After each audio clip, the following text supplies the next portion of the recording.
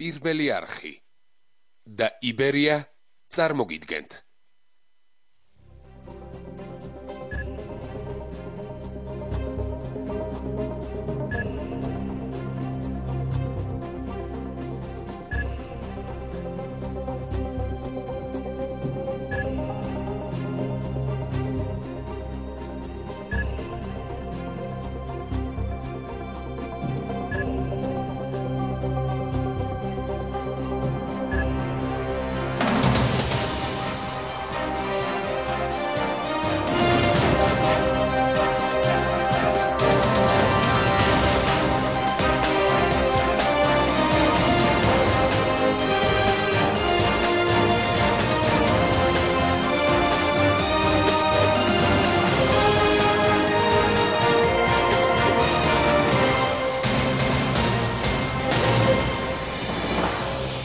ოპოზიცია ახალ სამოქმედო გეგმაზე გადადის და აცხადებს, რომ ახალი 9 აპრილი დაიწყება. საღამო მშვიდობისა მოგესალმებით ყველას, ვინც გვიყურებს საქართველოში და საქართველოს ფარგლებს გარეთ ქვეყანაში განვითარებული მოვლენების კვალდაკვალ. პირდაპირ ეთერშია პოლიტიკური კვირა, რომელსაც წარმოგიდგენთ მე, ჟურნალისტი ინგა გრიგოლია. არ დავიღლებით, სანამ მთავარ მიზანს არ მივაღწევთ, ამ მიზანს კი სააკაშვილის გადადგომა გქია. გვპირდებით, უკან აღარ დავიხევთ და არც ტყუილად ჯდომას ვაპირებ. დარწმუნებულები ვართ, რომ უნდა გადავიდეთ უფრო ქმედით ნაბიჯებზე, რომელიც იქნება კანონიერი და კონსტიტუციურ ჩარჩოებში, თუმცა უფრო გამოაფხიზლებს ამ ხელისუფლებას, რადგან აქამდე ვერ გამოფხიზნენ. ამ სიტყვებით გაახმოვანა ნინო ბურჯანაძემ ოპოზიციის სამომავლო სტრატეგია. როგორც ამბობენ, მომავალი კვირა ძალიან დაძაბული და ძალიან საინტერესო იქნება. ოპოზიცია პირობას დებს, რომ ხელისუფლებას წინ ახალი 9 აპრილიელის ახალი პოლიტიკური ტალღა და ისეთივე ფართომასშტაბიანი აქციები ელის, როგორც ეს 9 აპრილს იყო. თუ რაიმე დიალოგი უნდა შედგეს, სავარაუდოდ იგი სწორედ მომავალ კვირას შედგება, ან ზუსტი თარიღი, ადგილი და მონაწილეები მაინც გაირკვევა. იმის საპასუხოდ, რაც პრეზიდენტმა სამებაში თქვა, რომ მზადა ოპოზიციასთან შეხვედრისთვის, ირაკლი ალასანია აცხადებს, რომ მისი პოლიტიკური გუნდიც ასევე მზადაა შეხვედრისთვის, რადგან ქვეყანა იმყოფება პოლიტიკურ კრიზისში და მისი გუნდი აპირებს გარკვეული წინადადებების შემუშავებას ამ შეხვედრისთვის, რომელიც პირველ რიგში ეცნობება სწორედ მათ პოლიტიკურ პარტნიორებს. როგორ ხვდება ალასანიას გადაწყვეტილებას ლევან გაჩეჩილაძე, მას დღეს პირდაპირ ეთერში მოусმენთ. 2 დღის წინ კი გაჩეჩილაძემ ასეთი განცხადება გააკეთა. თუ ვინმე ოპოზიციის ზურგს უკან ხელისუფლებასთან გარიგებაში შევა, ამას აუცილებლად გავიგებ და სასტიკად დავსჭირთ. ჩვენ ძალიან ბევრი ვიტანჯეთ, ჩვენ ზურგს უკან ოპოზიციის არასაპარლამენტო და საპარლამენტო ოპოზიციად გაყოფის ისტორია და თუ ჩვენ ამას არ გავითვალისწინებთ, ჩვენ ვართ დასასჯელები. მაშინ გამოჩნდება ახალი გმირი და იმას უნდა გაყვეს ხალხი. შედგება თუ არა ახალი 9 აპრილი ამ სათაური დღეს პოლიტიკურ კვირაში წარმოგიდგენთ. პირველი არხი და იბერია წარმოგიდგენთ.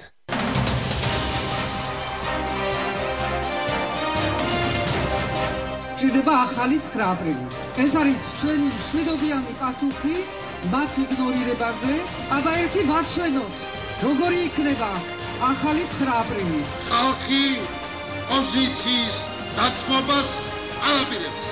ოპოზიციურმა პარტიებმა, საზოგადოებრივმა და არასამთავრობო ორგანიზაციებმა უნდა გამოაცხადოს ხელისუფლების ხელში აღება.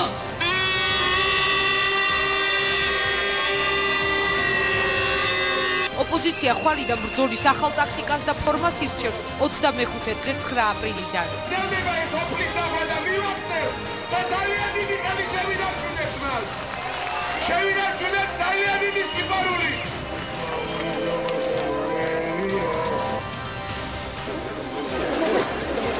ალასანია აცხადებს, რომ ოპოზიცია მზადაა პრეზიდენტთან შესახვედრად. რას ფიქრობს ამ თემაზე საპროტესტო მოძრაობის ერთ-ერთი ლიდერი და პრეზიდენტობის ყოფილი კანდიდატი? პირველი არხის პირდაპირ ეთერში მოусმინეთ ლევან გაჩეჩილაძეს, რა გეგმას დადებს ხვალიდან ოპოზიცია. აი აქ ვიდგებით, სანამ არ დაგხოცავთ, სანამ სააკაშვილი არ დავთ. დამიჯერეთ მოხდეთ და რას ფიქრობს პრეზიდენტთან სავარაუდო შეხვედრასა და სავარაუდო შედეგებზე საპარლამენტო და არასაპარლამენტო ოპოზიცია? არის თუ არა შანსი ისინი კოალიციურ მთავრობას დათანხმდნენ?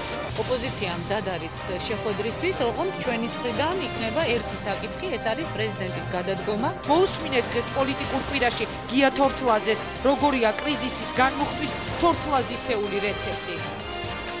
ადგილი ქონდა სროლის მცდელობასაც, რაც არ განხორციელდა პირადი დაცვის სინქრონული მოქმედების და ბედნიერი შემთხვევის გამო. რა პოზიცია აქვს ლეიბორისტებს ქვეყანაში განვითარებულ პროცესებსა და ოპოზიციის საბრძოლო ტაქტიკაზე მზადდებოდა თუ არა თავდასხმა შალვა ნათელაშვილზე ნესტან კირთაძე პოლიტიკურ კვირაში. რაც მოგივა დავითაო, ყველა შენი დავითაო! თუ ოპოზიციის გარკვეული ნაწილი ხელისუფლებასთან დიალოგზე წავა, მეორე ნაწილი რუსთაველის გამზირზე დარჩება, რათა დასახული მიზანი ბოლომდე მიიყვანოს. ეს ლევან გაჩეჩილაძის პირობაა, ვინ მოიგებს და ვინ წააგებს ბრძოლის ამ ეტაპს, პირდაპირ პასუხების შეკითხვებზე, რომელიც თითოეულ თქვენგან საინტერესებს.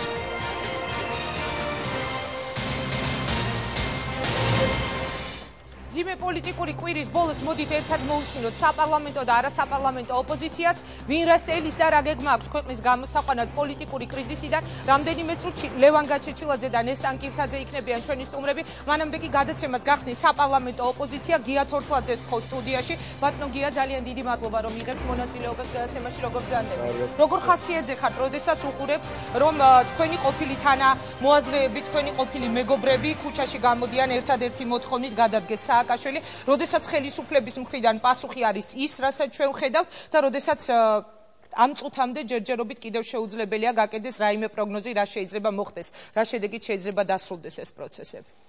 როგორ უყურებ, არ ვიცი, ადამიანებს აქვს თავისი უფლება, ყველა ადამიანს აქვს უფლება მოითხოვოს ის, რასაც თulis საჭიროთ. მე დიდი ხნის წინ გავამიჯნე ოპოზიციის იმ ნაწილს, რომელიც არ შემოვიდა პარლამენტში, ჩვენი გამიჯვნა მანამდე მოხდა, როდესაც მე შევედი პარლამენტში, ისინი გარეთ დარჩნენ. აქედან გამომდინარე, მე არ ვიცი, ხა, როდესაც საუბრობთ, საერთოდ როდესაც საუბრობთ, რა შეიძლება მოხდეს და რა შეიძლება ხელისუფლებამ რა შეიძლება დათმოს და ასეთი საკითხები ისმის ყოველ დღე ტელევიზიაში. არა, ხელისუფლებამ რა შეიძლება დათმოს, ამას არ განიხილავს ოპოზიცია. ოპოზიცია სვამს ერთადერთ მოთხოვნას გადადგეს სააკაშვილი. სააკაშვილი ეძახის არ გადაუდგებიოდა. ნუ ხა ეს არის მოცემულობა დღეს და ამიტომ ერთადერთი გზა და საერთოდ მე გეტყვით ერთ რამეს და საერთოდ მიდის ჩემთვის ცოტა ასე ვთქვათ ეს არის სახელმწიფოებრივი კრიზისი, რაც ეხლა ქვეყანაშია. ოღონდ დაკავშირებული სახელმწიფოებრივი კრიზისი პირდაპირ დაკავშირებული არის რუსული ინტერვენციასთან. დაიწყო რუსული ინტერვენციით, მოხდა ტერიტორიების ოკუპაცია. აქედან გამომდინარე, მე ასე ვთქვათ, გაღრმავდა პოლიტიკური კრიზისი უკვე ქვეყნის შიგნით და გაღრმავდა იმ თვალსაზრისით, რომ ოპოზიციამ რომელმაც დააყენა ერთადერთი მოთხოვნა და ამ მოთხოვნის გაშიფრვა მე ეს ეხება, რომ მოთხოვნა ის, რომ სააკაშვილი წავიდეს ხელისუფლებიდან, დაკავშირებულია პირდაპირ, ანუ პირველ საკითხად უწერიათ ომი, რომელიც დაიწყო საქართველოში. აი ამ პოსტულატს, აი ამ მიმდგომას მე არასდროს არ დავეთანხმები. ანუ ეხლა თქვენ რას ამბობთ? აბამთ ოპოზიციას რუსულ ინტერესებს? პირდაპირ მითხარით, იმიტომ რომ ცოტა შორიდან დაიწყეთ რაღაც. ძალიან რთულია პირდაპირ, ძალიან რთულია რა. არა, ძალიან რთულია პირდაპირ ინტერესები შეებია რაღაცა მიაბა. არა, იმიტომ რომ მე რა ვიცი ხა ვისაც ინტერესები. მე გეტყვით ზოგადად. ისე ეჭვი გააქვთ? არა, ეჭვი რა თქმა, ბევრი ეჭვები არსებობს, ეხა ვიღაცას აქვს ურთიერთობები, ვიღაცას არ აქვს, ეს ჩემი საქმე არ არის. სააკაშვილი გაახსენდება ეხლა ბევრს, როცა ის საუბრობდა შნურით მიბმულ ოპოზიციაზე, რუსეთის საელჩოსთან დაახლოებით იგივე პათოსი გაქვს. კი, მე გეტყვით ჩემ დამოკიდებულებას. ანუ მე გეტყვით რომ ომის თემა აღმოჩნდა ოპოზიციის სტრატეგია. ძირითადად ომის თემა აღმოჩნდა ძირითადი სტრატეგია. ამიტომ სტრატეგია თუ ტრაგედია, ბატონო? ტრაგედია არის ქვეყნის და არა ოპოზიციის. ეს არის ქვეყნის ტრაგედია ზოგადად. ოღონდ ეს ტრაგედია არ დაწყებულა აგვისტოში. ეს ტრაგედია ცოტა უფრო ადრე დაიწყო ქართველი ერის ისტორიაში. ეს დაიწყო 1801 წელს, როცა გაგვიუქმეს ეხლა ისტორიის ექსკურსია არ გვინდა. აუცილებლად არა, არ გვინდა ეხლა 1800 წლიდან მაგრამ საერთოდ ისტორია უნდა იცოდეს კაცმა და ცოტა ისტორიაში უნდა გადახედოს ხოლმე როცა რაღაცებს ამბობს. მაგრამ კი ბატონო, დავანებოთ იმ ისტორიას თავი 21 წელსაც დავანებოთ თავი და სხვა პერიოდებსაც რომელსაც გახსენება სოფიო. მაგრამ როცა მიდის კლიპები, როცა კლიპი კეთდება, რომ 100 სოფელი დაიკარგა. მე მაინტერესებს რომ 6 დიდი ქალაქი რო დაიკარგა. 6 ქალაქი რო დაიკარგა საქართველოში. მაშინ რა ხდებოდა საქართველოში? ეს ომი არ იყო რუსეთს საქართველოს შორის და 100 სოფელი კი არ დაიკარგა შევარდნაძის დროს. შევარდნაძის დროს დაიკარგა 600 სოფელი ალბათ. კი, მაგრამ ეხლა დამატებით დაიკარგა კიდევ ორი ტერიტორია. დაიკარგა, მაგრამ კოდორი და ახალგოროდი. დაიკარგა, კი ბატონო, ოღონდ დაკარგვა. შევარდნაძის დროს რაც იყო, ამაზე ისე წავიდა შევარდნაძე, რომ ამისი პასუხიც კი არ გაცემულა. ანუ დღეს ოპოზიცია ამბობს, შევარდნაძე აღარ არის ხელისუფლებაში. ოპოზიცია ამბობს, რომ ხელისუფლება, რომელმაც დაკარგა ახალი ტერიტორიები, უნდა წავიდეს. რა არის აქ გაუგებარი თქვენთვის? გაუგებარი არის თავარი რამ. მე მაინტერესებს პირდაპირ დავსვა მაშინ საკითხს ესე. ქვეყნები, სადაც მიმდინარეობდა საომარი მოქმედებები. სტალინი უნდა გადამდგარიყო მოსკოვთან რომ რუსეთი მოვიდნენ, რუსები ისა გერმანელები მოვიდნენ. ომის წაგებაზია ბატონო. არ არის დამთავრებული პროცესი. წაგებული ომის შემდეგ უნდა გადადგეს ხელისუფლება, ასეთი ომის წაგება მხოლოდ ბრძოლის წაგებას არ ნიშნავს. ომის წაგება არ ნიშნავს იმას, რომ ჩვენ საბოლოო ომის წაგება იქნება მაშინ, როცა დადგინდება და დამტკიცდება, რომ ეს ტერიტორიები არის რუსეთის. როცა დადგინდება, რომ ეს ამ ტერიტორიებს ცნობს მთელი სოფლიო. ეს მიდგომა არის აბსოლუტურად არასწორი, რომ წაგებულია ეხლა ომი და ამიტომ ვიღაცა უნდა გადადგეს და ამიტომ იმ წუთში გადადიხარ საერთაშორისო სამართალში. იმ წუთში მიდიხარ საერთაშორისო სამართალთან და ომისა და მშვიდობის სამართალთან, სადაც პირდაპირ არის ნათქვამი, რომ აგრესორი ქვეყანა კარგავს თავის ტერიტორიებს. ასე მოვიდა გერმანიას, ასე მოვიდა საფრანგეთს, ბევრ ქვეყანას მოვიდა თავის დროზე დაკარგეს ტერიტორიები. ამიტომ როცა საუბრობენ, ცოტა უნდა მოუზომოთ და უნდა მოუზომოთ. ის უნდა მოუზომოთ, რომ არ უნდა იყოს ესეთი განცხადებები, რომ იქნებ ცნოთ ცხინვალი და აფხაზეთი. ესეთი განცხადებები მოვისმინე. პირდაპირ საკანში მოვისმინე მე ესეთი განცხადებები. ვინ კონკრეტულად თქვით? გია გაჩეჩილაძემ თქვა საკანში იქნებ ცნოთ და არავინ არ შეწინააღმდეგებია ხა ამასთან დაკავშირებით, ხო? მეორე საკითხს ბრუნდები და ისე მეორე საკითხზე გესაუბრებით. მე არ მომისმენი აქვე და შეიძლება არა, მე ჩემი სათქმე იცოდა თქვა, მე არ მომისმენი, ამიტომ ვერ გეტყვით. მე შემდგომ განცხადებებს გეტყვით. როდესაც ლევან ბერძენიშვილი ამბობდა, რომ მიშა თუ რა ქვია სააკაშვილს როგორ მიმართავდა აღარ მახსოვს, მიშა თუ სააკაშვილო ნუესური კასეტურ ბომბებს შენ მოსახლეობას. ესე იგი, მანდ იყო პირდაპირ მარტივად იყო ნათქვამი, რომ დაძინებულ ცხინვალს ესროდა სააკაშვილი. მეორე წუთში ზუსტად იგივე ხალხმა, ზუსტად იგივე თემასთან დაკავშირებით აბსოლუტურად სხვა რამე თქვეს. მეორე წუთში თქვეს ასეთი რამ, რომ ცხინვალიდან მოსახლეობა გაიყვანეს ოსებმა და რატომ ქართველებმა ვერ მოასწრეს სოფლებიდან გამოყვანა. თუ გაყვანილი იყვნენ, მაშინ ვინ ვისასროდნენ ძინარეს. თუ ასე არ იყო, მაშინ იქ ტყუი ხარ, ამან ტყუი ხარ. ასვამბობ და გაუგებარ ამბავს ამბობ. წარმოუდგენელ ამბავს ამბობ. ესპანელები იყვნენ ჩამოსულები სენატორები, 4 ესპანელი იყო ჩამოსული, გაუგნებული წავიდნენ და შეხვდნენ ჩვენ სენატორები, ესპანელი სენატორები შეხვდნენ. რითი იყვნენ თქო გაუგნებული იყვნენ იმით, რომ ჩვენ ვიყავით სამხრეთ ამერიკის ბევრ ქვეყანაში, როცა საომარი მოქმედებებიც კი მიმდინარეობდა და არასდროს თავის ქვეყნის საწინააღმდეგოდ არც ერთ პოლიტიკურ ორგანიზაციას, რომელიც ავტომატით ხელში ებრძოდა მეორეს თავის ოპონენტს. არ უთქვავს ქვეყნის საწინააღმდეგო არც ერთი სიტყვა. არ შეიძლება დღეს ჩვენ ლაპარაკობდეთ, რომ ომი წავაგეთ და ომი ჩვენ დავიწყეთ და ჩვენ ვართ აგრესორი ქვეყანა. აგრესორ ქვეყანას ვინ თქვა ეს სიტყვა სიტყვით, რომ ომი დავიწყეთ ჩვენ და ჩვენ ვართ აგრესორი ქვეყანა. არა, ოპოზიცია ამბობს, რომ სააკაშვილი, რომელმაც დაკარგა ტერიტორიებიო, უნდა გადადგეს, იმიტომ რომ მან დაკარგა ეს ტერიტორიები. საუბარი არის 155 ქართულ სოფელზე. მე უნდა ვიყო ობიექტური, ასევე საუბარი არის იმაზე, რომ ისინი ამბობენ, რომ ძალიან მძიმეა ამ ყველაფერთან ერთად იმის გახსენება, თქვა კუშნერთან ერთად, როდესაც იყო იქ პრეზიდენტი, გაქცეულ პრეზიდენტზე საუბარი და მარტივად არის მათი მოთხოვნა ასეთი, რომ ომი თუ კი დასრულდა ჩვენი წაგები, ხელისუფლებამ თუ კი პროვოკაციაში შეგვიყვანა ძალით, ამიტომ ის არის პასუხისმგებელი რომ წავიდეს. მე ხარ რომ გადავწყვიტო. მე ხარ რომ მივიღო გადაწყვეტილება, რომ ფიზიკური შეურაცხყოფა უნდა მოგაყენოთ თქვენ. სიტყვა მეთოდა იმით. პასუხს მიიღებთ პირობას გასცემს. ხო, მაგრამ პასუხს როგორ მივიღებ, როცა ფიზიკურად ვარ ამჯერად რო ძლიერ. ხო, პასუხი გასცემს. ამიტომ როცა 7 სოფელი დაიბომბა საქართველოში, ქართული სოფლები, როცა პირდაპირ რუსი გენერალი ზის იქ კულახმედოვი და ამბობს, პირდაპირ არსებობს ამის კომენტარები, რომ ოსეთის მხარე ისური ჩვენ არ ვიცით რა გავაკეთოთ. არაფერის გაკეთება არ შეგვიძლია. ამ დროს როცა სააკაშვილს რო არ მიეცა პასუხი, არ ჩაეკრო ის სასაცხე წერტილები. რას ნიშნავს ეს ვერ გავიგე. არ უნდა ჩაეკრო, არ უნდა მიეღო, მაშინ წამოსულიყო თბილისში და მე გენახა თქვენ ოპოზიციის ყვირილი და მეც მათ შორის აყვირდებოდი, რომ რა გვიდა მაშინ ესეთი არმია, რომელიც არიცავს ქართულ სოფლებს. ომის თემაზე თქვენი პოზიცია გასაგებია. მე როცა გახსნა ორდღიანი ომი. რა არის ორდღიანი? ერთი 5 დღე გრძელდებოდა ეს ომი, 2 დღე, 5 დღე, მაგრამ მე გავახსენებ ერთ ომს, ყველაზე მნიშვნელოვან ომს, ერთ-ერთ ყველაზე მნიშვნელოვან ომს ევროპაში. როდესაც მოხდა ვატერლოოს ბრძოლა, სადაც ევროპის ბედი წყდებოდა და 5 საათი გაგრძელდა ომი და 63000 კაცი დაიღუპა ამ ომში 5 საათში, სადაც არც თვითმფრინავები იყო, ტარძარბაზნები იყო. ამიტომ ერთდღიანია ომი, 5 საათიანია თუ 9 საათიანია, მაგას კი არ აქვს. მოკლედ მითხარით. ამიტომ როცა თხოვლობს ვინმეს გადაყენებას, უნდა მოითხოვო პირველ რიგში პუტინის და მედვედევის გადაყენება. ეგენი არიან აგრესორები. ეს ანეკდოტს დაემსგავსება ახლა ჩვენმა პოლიტიკოსებმა რომ მოითხოვონ და ამიტომ განცხადებები სხვა ქვეყნის პრეზიდენტისა და პრემიერის გადაყენებას. ჩვენ მოვამზადეთ საქართველოს დემოკრატიულმა პარტიამ, რის თავმჯდომარის მენახლა ვართ. მოვამზადეთ მიმართვა საერთაშორისო ორგანიზაციებზე, სადაც ვამბობთ, რომ აი ახლა ბოლო პერიოდში შეინიშნება, ეს ხდება დაახლოებით 9 აპრილის პერიოდში, ცოტა უფრო ადრეც. შეინიშნება გაოთხმაგება რუსეთის შეერაღებული ცოცხალი ძალის. შეინიშნება გასამაგება ცოცხალი ტექნიკის და საზეიმტო დანადგარების არაკეტო და ასე შემდეგ. ამ ყველაფერს წერთ ამ მოთხოვნა მიმართვაში და უგზავნით საერთაშორისო ორგანიზაციებს და მეგობარი ქვეყნების მთავრობებს. ეს მიმართვა ჩვენ დავდევით პირდაპირ NDA-ის ოფისში რომ არ ყოფილიყო იქ უსიამოვნობა ვინმესთვის იქ მისვლა, აქ მისვლა იმ სხვა ოფისებში და პარტიის ოფისებში. მოაწერა 24 ორგანიზაციამ ხელი, არც ერთმა ლიდერმა, მათ შორის ყველა ლიდერს დაუგზავნეთ ჩვენ მესიჯები, რომ აგდევს ეს დოკუმენტი და ტელევიზიასაც ხაჯერ გამოცხადდა იმ დღეს, არც ერთმა არ მოაწერა ამას ხელი. რატომ? ეს მათ უნდა კითხოთ, აი რომ შემოვიდეს. თქვენი აზრით რა? არა, მე არ ვიცი რატომ. მე არანაირ ჩემი აზრები არ არის ამ შემთხვევაში მთავარი. მთავარი არის მნიშვნელოვანი არის ის, რომ ასეთი დოკუმენტი შედგა, ასეთი დოკუმენტი გაუგზავნეთ ჩვენ, დაურიგეთ სიყულას, ამაზე ამ დოკუმენტზე არ იყო ხელმოწერა. რას ნიშნავს მიტინგზე, როდესაც 9 აპრილის მიტინგს ნიშნავ 9 აპრილს დამოუკიდებლობის დღეს საქართველოში, დამოუკიდებლობის მოთხოვნის დღეს, როდესაც გადაუარეს ჩვენ ქალებს, არც ერთ გვარს არ ახსენებენ. არც ერთ გვარს 26-21 ადამიანს, რომელიც დაიღუპა იმ დღეს, არც ერთი სურათი მათი იქ არ არის და არც ერთი ადამიანი არ ახსენებს რადიონოს, რომელიც დღესაც გოსდუმის დეპუტატია, იგზის, გოსდუმაში ზის და დეპუტატია. არ ახსენებენ რუსეთის აგრესიას, არ ახსენებენ ოკუპირებულ ტერიტორიებს და თუ არა, ისინი ახსენებენ, მოდით, ვიყოთ ახლა ობიექტურები, ვიყოთ ობიექტურები. ისინი ახსენებენ ოკუპირებულ ტერიტორიებს, როგორც სწორედ ამ ოკუპირებული ტერიტორიების გამო ისინი აყენებენ ხელისუფლების პასუხისმგებლობას. კი ბატონო, რატომ არ აყენებენ საკითხს, არავინ არ აყენებს მიტინგზე საკითხს და არც ერთი გამომსვლელი არ ყოფილა მიტინგზე, რომ დაეყენებია საკითხი, გავიდეს საოკუპაციო ჯარების საქართველოდან.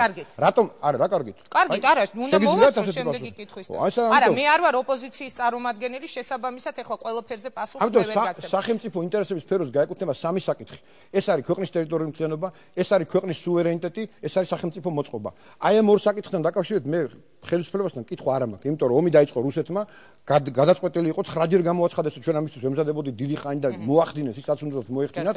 არ მაქვს კითხვა, ქვეყნის ინტერვენციასთან დაკავშირებით იგივე არის, არ მაქვს კითხვა, ტერიტორიული მთლიანობა უნდა აღდგეს, ამიტომ არ მაქვს კითხვა, მაგრამ სახელმწიფო მოწყობასთან დაკავშირებით სწორედ კითხვები მაქვს და ანტიკრიზისული საბჭოს ამაზე ვმუშაობთ პარლამენტის ამ საკითხებზე, 17 საკითხი ჩვენ შევათანხმეთ. მე ჩამოგითხოვოთ ძალიან ბევრი საკითხი, არა, 17 საკითხი არა, მე დღეს სხვა შეკითხვა ძალიან მნიშვნელოვანია ეს, არა, გასაგებია დიალოგის რეჟიმში მოხდა ამის სხვა შეჯერება და გადაწყვეტილებების შესაძლებელია თუ არა ვთქვა განვითარდეს მომავალ კვირას ამას გეკითხებით, მაგრამ დღევანდელი სიტუაციის ეს არ არის ჩემთან შეკითხვა, იმიტომ რომ არა, რატომ იყო ასეთი ვარაუდი, რომ შესაძლებელია ხელისუფლებასთან წავიდეს შეთანხმებაზე საპარლამენტო ოპოზიცია კოალიციური მთავრობის შემთხვევაში და ამით მოხდეს ლეგიტიმაცია მაპატიოს მსმენელმა მაყურებელმა გაправება ეგრეთ წოდებული მათი შემოთავაზება. ჩვენ არასდროს არ მოგითხოვია არანაირი კოალიციური მთავრობა და არანაირი პოსტები მთავრობაში და რაც შეეხება დიალოგის რეჟიმს, ჩვენ ამ დიალოგის რეჟიმში უკვე 1 წელია ვართ და სწორედ ანტიკრიზისული საბჭოს და საპარლამენტო უმცირესობა საპარლამენტო ფრაქციებიც მუშაობთ ამ რეჟიმში. ამიტომ არანაირი პრობლემა ჩვენ დიალოგის არ აქვს ხელისუფლებასთან. დიალოგი მიმდინარეობს ხელისუფლებასთან დიდი ხანია.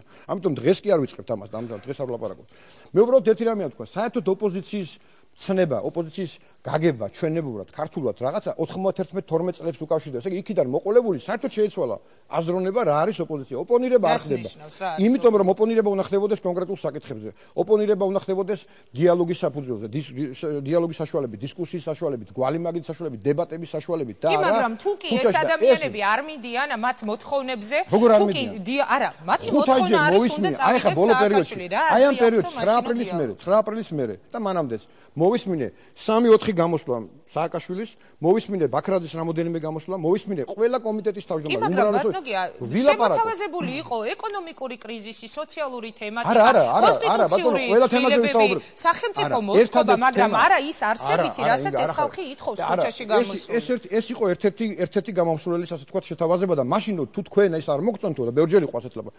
დაამატეთ ის საკითხები, რასაც თქვენ თქვით. ოღონდ, როცა ეუბნები რომ შენ უნდა წახვიდე და მე უნდა მოვიდე, ეს ცოტა დიალოგის რეჟიმზე როგორ წარმოგიდგენიათ ბატონო ერთი წუთი როგორ წარმოგიდგენიათ მე ისევ ოპოზიციის არგუმენტებს მოვიშველიებ თქვენი ნებართვით ისინი ამბობენ ვის უნდა ვესაუბროთ ადამიანებს რომლებიც მიტინგიდან წასულ ხალხს ცემენ ჩვენ არაერთი ფაქტი ვნახეთ ადამიანებს რომლებიც გვიწყობენო პროვოკაციებს თუნდაც მე მინდა ის კადრები გავიხსენო მე მგონი ჩვენ გვაქვს საშუალება აი როგორ ნარკომანებზე რომ იყოს საუბარი და შემდეგ როგორ ამოიღეს არქივიდან ვარდების რევოლუციის დროს თქვათ ის ვინმე გოგიტიძე ხო თუ არ ვცდები როგორ ედგა თუ არ ვცდები გიგა ბოკერიას ხო გვერდით თუ გვაქვს საშუალება იქნებ ჩვენ ვნახოთ ეს კადრები ანუ აი დიახ სწორედ ამ ადამიანზეა საუბარი არა მე მინდა არა მე გისვამთ ერთ შეკითხვას ძალიან გთხოვთ ვის უნდა ველაპარაკოთო ხალხს რომელიც რომ წინა გადაცემაში სხვა ჩვენს თვალსები კობა დავითაშვილი ამბობდა კრიმინალების ბანდაო და არა ხელისუფლებაო მაშინ როდესაც ჩვენო ისინი დიალოგს გვთავაზობენო ამ დროს სანოძე ზევიდან წყლიცავსე პარკს გვასხავს ტირის თოფით ადამიანს ასეთ შეურაცხყოფას აფიზიკოს ეხლა ამ შემთხვევაში მე აი მოდით ცადოთ ეხლა მე არა ვარ ხელისუფლების ადვოკატი მე არა ვარ ხელისუფლების წევრი მაგრამ მე ვსვამ კითხვას რა ხდება საზოგადოებრივ არხთან? რა არის ეს ბოლშევიკური მეთოდები, კარებების დაკეტვა, ჟურნალისტების გადაღებები? რას ნიშნავს იმას, რომ თქვენ ხართ გაყიდულები? საერთოდ მიდის გაუპატიურება საზოგადოებრივი აზრის ამ ქვეყანაში. თუ გაქვს, აი ეს გაუპატიურებულად უნდა იგრძნო თავი ან არ უნდა იგრძნო. არა, მე გეუბნებით საზოგადოებრივ აზრზე როცა მიდის ესეთი ზეწოლა, თუ კი ვინმე ადამიანი რომელიც შესაძლებელია გრძნობს თავს გაუპატიურებულად, არის ნაწილი რომელიც არა. გასაგებია. ამიტომ ნუ იძახიან, როცა აქ დგას ათასობით ღირსება შელახული ადამიანი, ღირსება თუ გაქვს, ვერავინ არ შეგილახავს ღირსება, ციხეშიც რო იძრე იმ ჟურნალისტებთან მიმართებაში მე მაგალითად მაქვს ასეთი კითხვები, რა ხდება ტელევიზიასთან მიმართებაში, რა ხდება სურათების გამოკრასთან დაკავშირებით, ჩემი კოლეგების, მაგალითად იგივე ნინო ქაჯაიასი, რომელიც მე მგონი არც ერთი ჩვენგანი არ იყო ჯერ კიდევ ჟურნალისტი, როცა იყო უკვე პროფესიონალი პოპულარული ჟურნალისტი და ასე შემდეგ, მაგრამ ამას მე დაუსვავ შეკითხვებს დანარჩენ სტუმრებს. თქვენ უნდა გამცეთ პასუხი, რა დიალოგზე შეიძლება წავიდეს ოპოზიცია, რომელსაც ხელისუფლება ასეთი ფორმებით ელაპარაკება. ესა მათი ხელისუფლებაში რომ ჯერ არ ახარ მოსული ასეთი ფორმებით უკვე რაღაცებს აკეთებ. იმ ფორმებით აბსოლუტურად მიუღებელი ფორმებით. მიტინგებზე იგინები ხალხს ლანძღავ, თვითონ მანქანას. თქვენ მაშინ ლევან გაჩეჩილაძეს გვერდით ძალიან გულიანად როდესაც ის იგინებოდა პირდაპირ თქვა. არა, თქვენ იყავით მაშინ სპიკერი. მე ხوار ვიგინებოდი. მე ვიყავ სპიკერი, მაგრამ მე არ ვიგინებოდი. გვერდით რომ გიდგევთ, ნიშნავს გვერდით რომ მიგეხარ და შეიგინები, მე გეტყვი რომ არ არქნა ეს მეორედ, მაგრამ ეს არ ნიშნავს რომ მეც უნდა შევიგინო აუცილებლად. მე გეუბნებით სხვა რაღაცას რა. მე გეკითხებით, რას ნიშნავს ტელევიზიის წინ საბუთების შემოწმება ჟურნალისტებისთვის და დგანან იქა და ამოწმებენ საბუთებს, არ შეხვიდეთ და თანაც ახლა ზეწოლას თქვენ ხართ გაყიდულები, თქვენ განსხვავებული აზრის მოსმის ჟურნალისტებს აღარ განსხვავებული აზრი ვინც კითხვა, ახალგაზრდები გამოვიდნენ, თქვენს დიალოგი გამართეთ, ფლათის ახალგაზრდებიც არ არიან, ხო? საზოგადოების წარმომადგენლები არიან. საკმაოდ ცნობადი სახეებია. გაყიდულები, მოსყიდულები, ისინი მოღალატები და ასე შემდეგ. ეს რა იარლიკებია? თუ მე არა მაქვს განსხვავებული, რას ნიშნავს ქვეყანაში ორი აზრი უნდა იყოს მარტო? ერთი უნდა იყოს სახელმწიფო აზრი და მეორე უნდა იყოს ოპოზიციის აზრი? არ არსებობს, თქვენ გონიათ, შუაში ზღვა ხალხი არსებობს, რომელიც არც ერთის მომხრე და არც მეორეს. არ მოწონს ოპოზიცია, მაგრამ იძულებითი, ამიტომ გაუპატიურება საზოგადოების აზრი რომ ვახსენე, ამასთან არის დაკავშირებული, რომ შენ თუ გაქვს განსხვავებული აზრი, თუ არა ხარ ოპოზიციის მხარეს, შენ ხარ აუცილებლად მომხრე ხელისუფლების და შენ ხარ საერთოდ მოღალატე და შენ ხარ საერთოდ გამყიდველი და უნდა გადაგიღონ სურათები და უნდა მოგთხოვონ საბუთები, ისე არ შეგიშვებენ ტელევიზიაში. მაგათ ეთყობა, მან კონკავშირელი ლიდერები არიან ძალიან ბევრი და ეთყობა იცით რა პერიოდი ახსენებათ? ეკლესიებთან რო იდგნენ და მაშინ რო საბუთებს უმოწმებდნენ სტუდენტებს და სურათებს რო უღებდნენ, ის დრო ახსენდება და ეთყობა მოენატრათ ეს დრო, როცა უნდა ვიღაცებს სურათები გადაუღო ეკლესიაში შესულ ხალხს. ეგენი იდგნენ სხვათა შორის. სხვა შორის მე გამახსენდა ამ დღეებში, ჩვენი საუბრის ბოლოს, ვიდრე მე დაგისვათ ბოლოს შეკითხვას, მე გამახსენდა ამ დღეებში ვარდების რევოლუციამდე ჯერ კიდევ სააკაშვილი, როდესაც იყო ოპოზიციის ლიდერი, მისი მხრიდან გაჟღერდა პირველად ასეთი განცხადება, არ უყუროთ პირველ არხს, პირველი არხი იტყვება. მე ამ თემაზე მექნება ჩემი შეკითხვები ხალბატონ ნესტან კირთაძესთან, რომელიც უკვე ჩვენთან იმყოფება სტუდიაში, ბატონ ლევან გაჩეჩილაძესთან და მე მაქვს ეს კითხვა, რომ როდესაც სააკაშვილის გადაყენებაზე არის ლაპარაკი, იგივე გზებით ვთქვათ, ჩვენ უნდა ვისმინოთ თუ არა განცხადება, მაგრამ ხალხის სახელით ლაპარაკის უფლებას რატომ აძლევს თავს?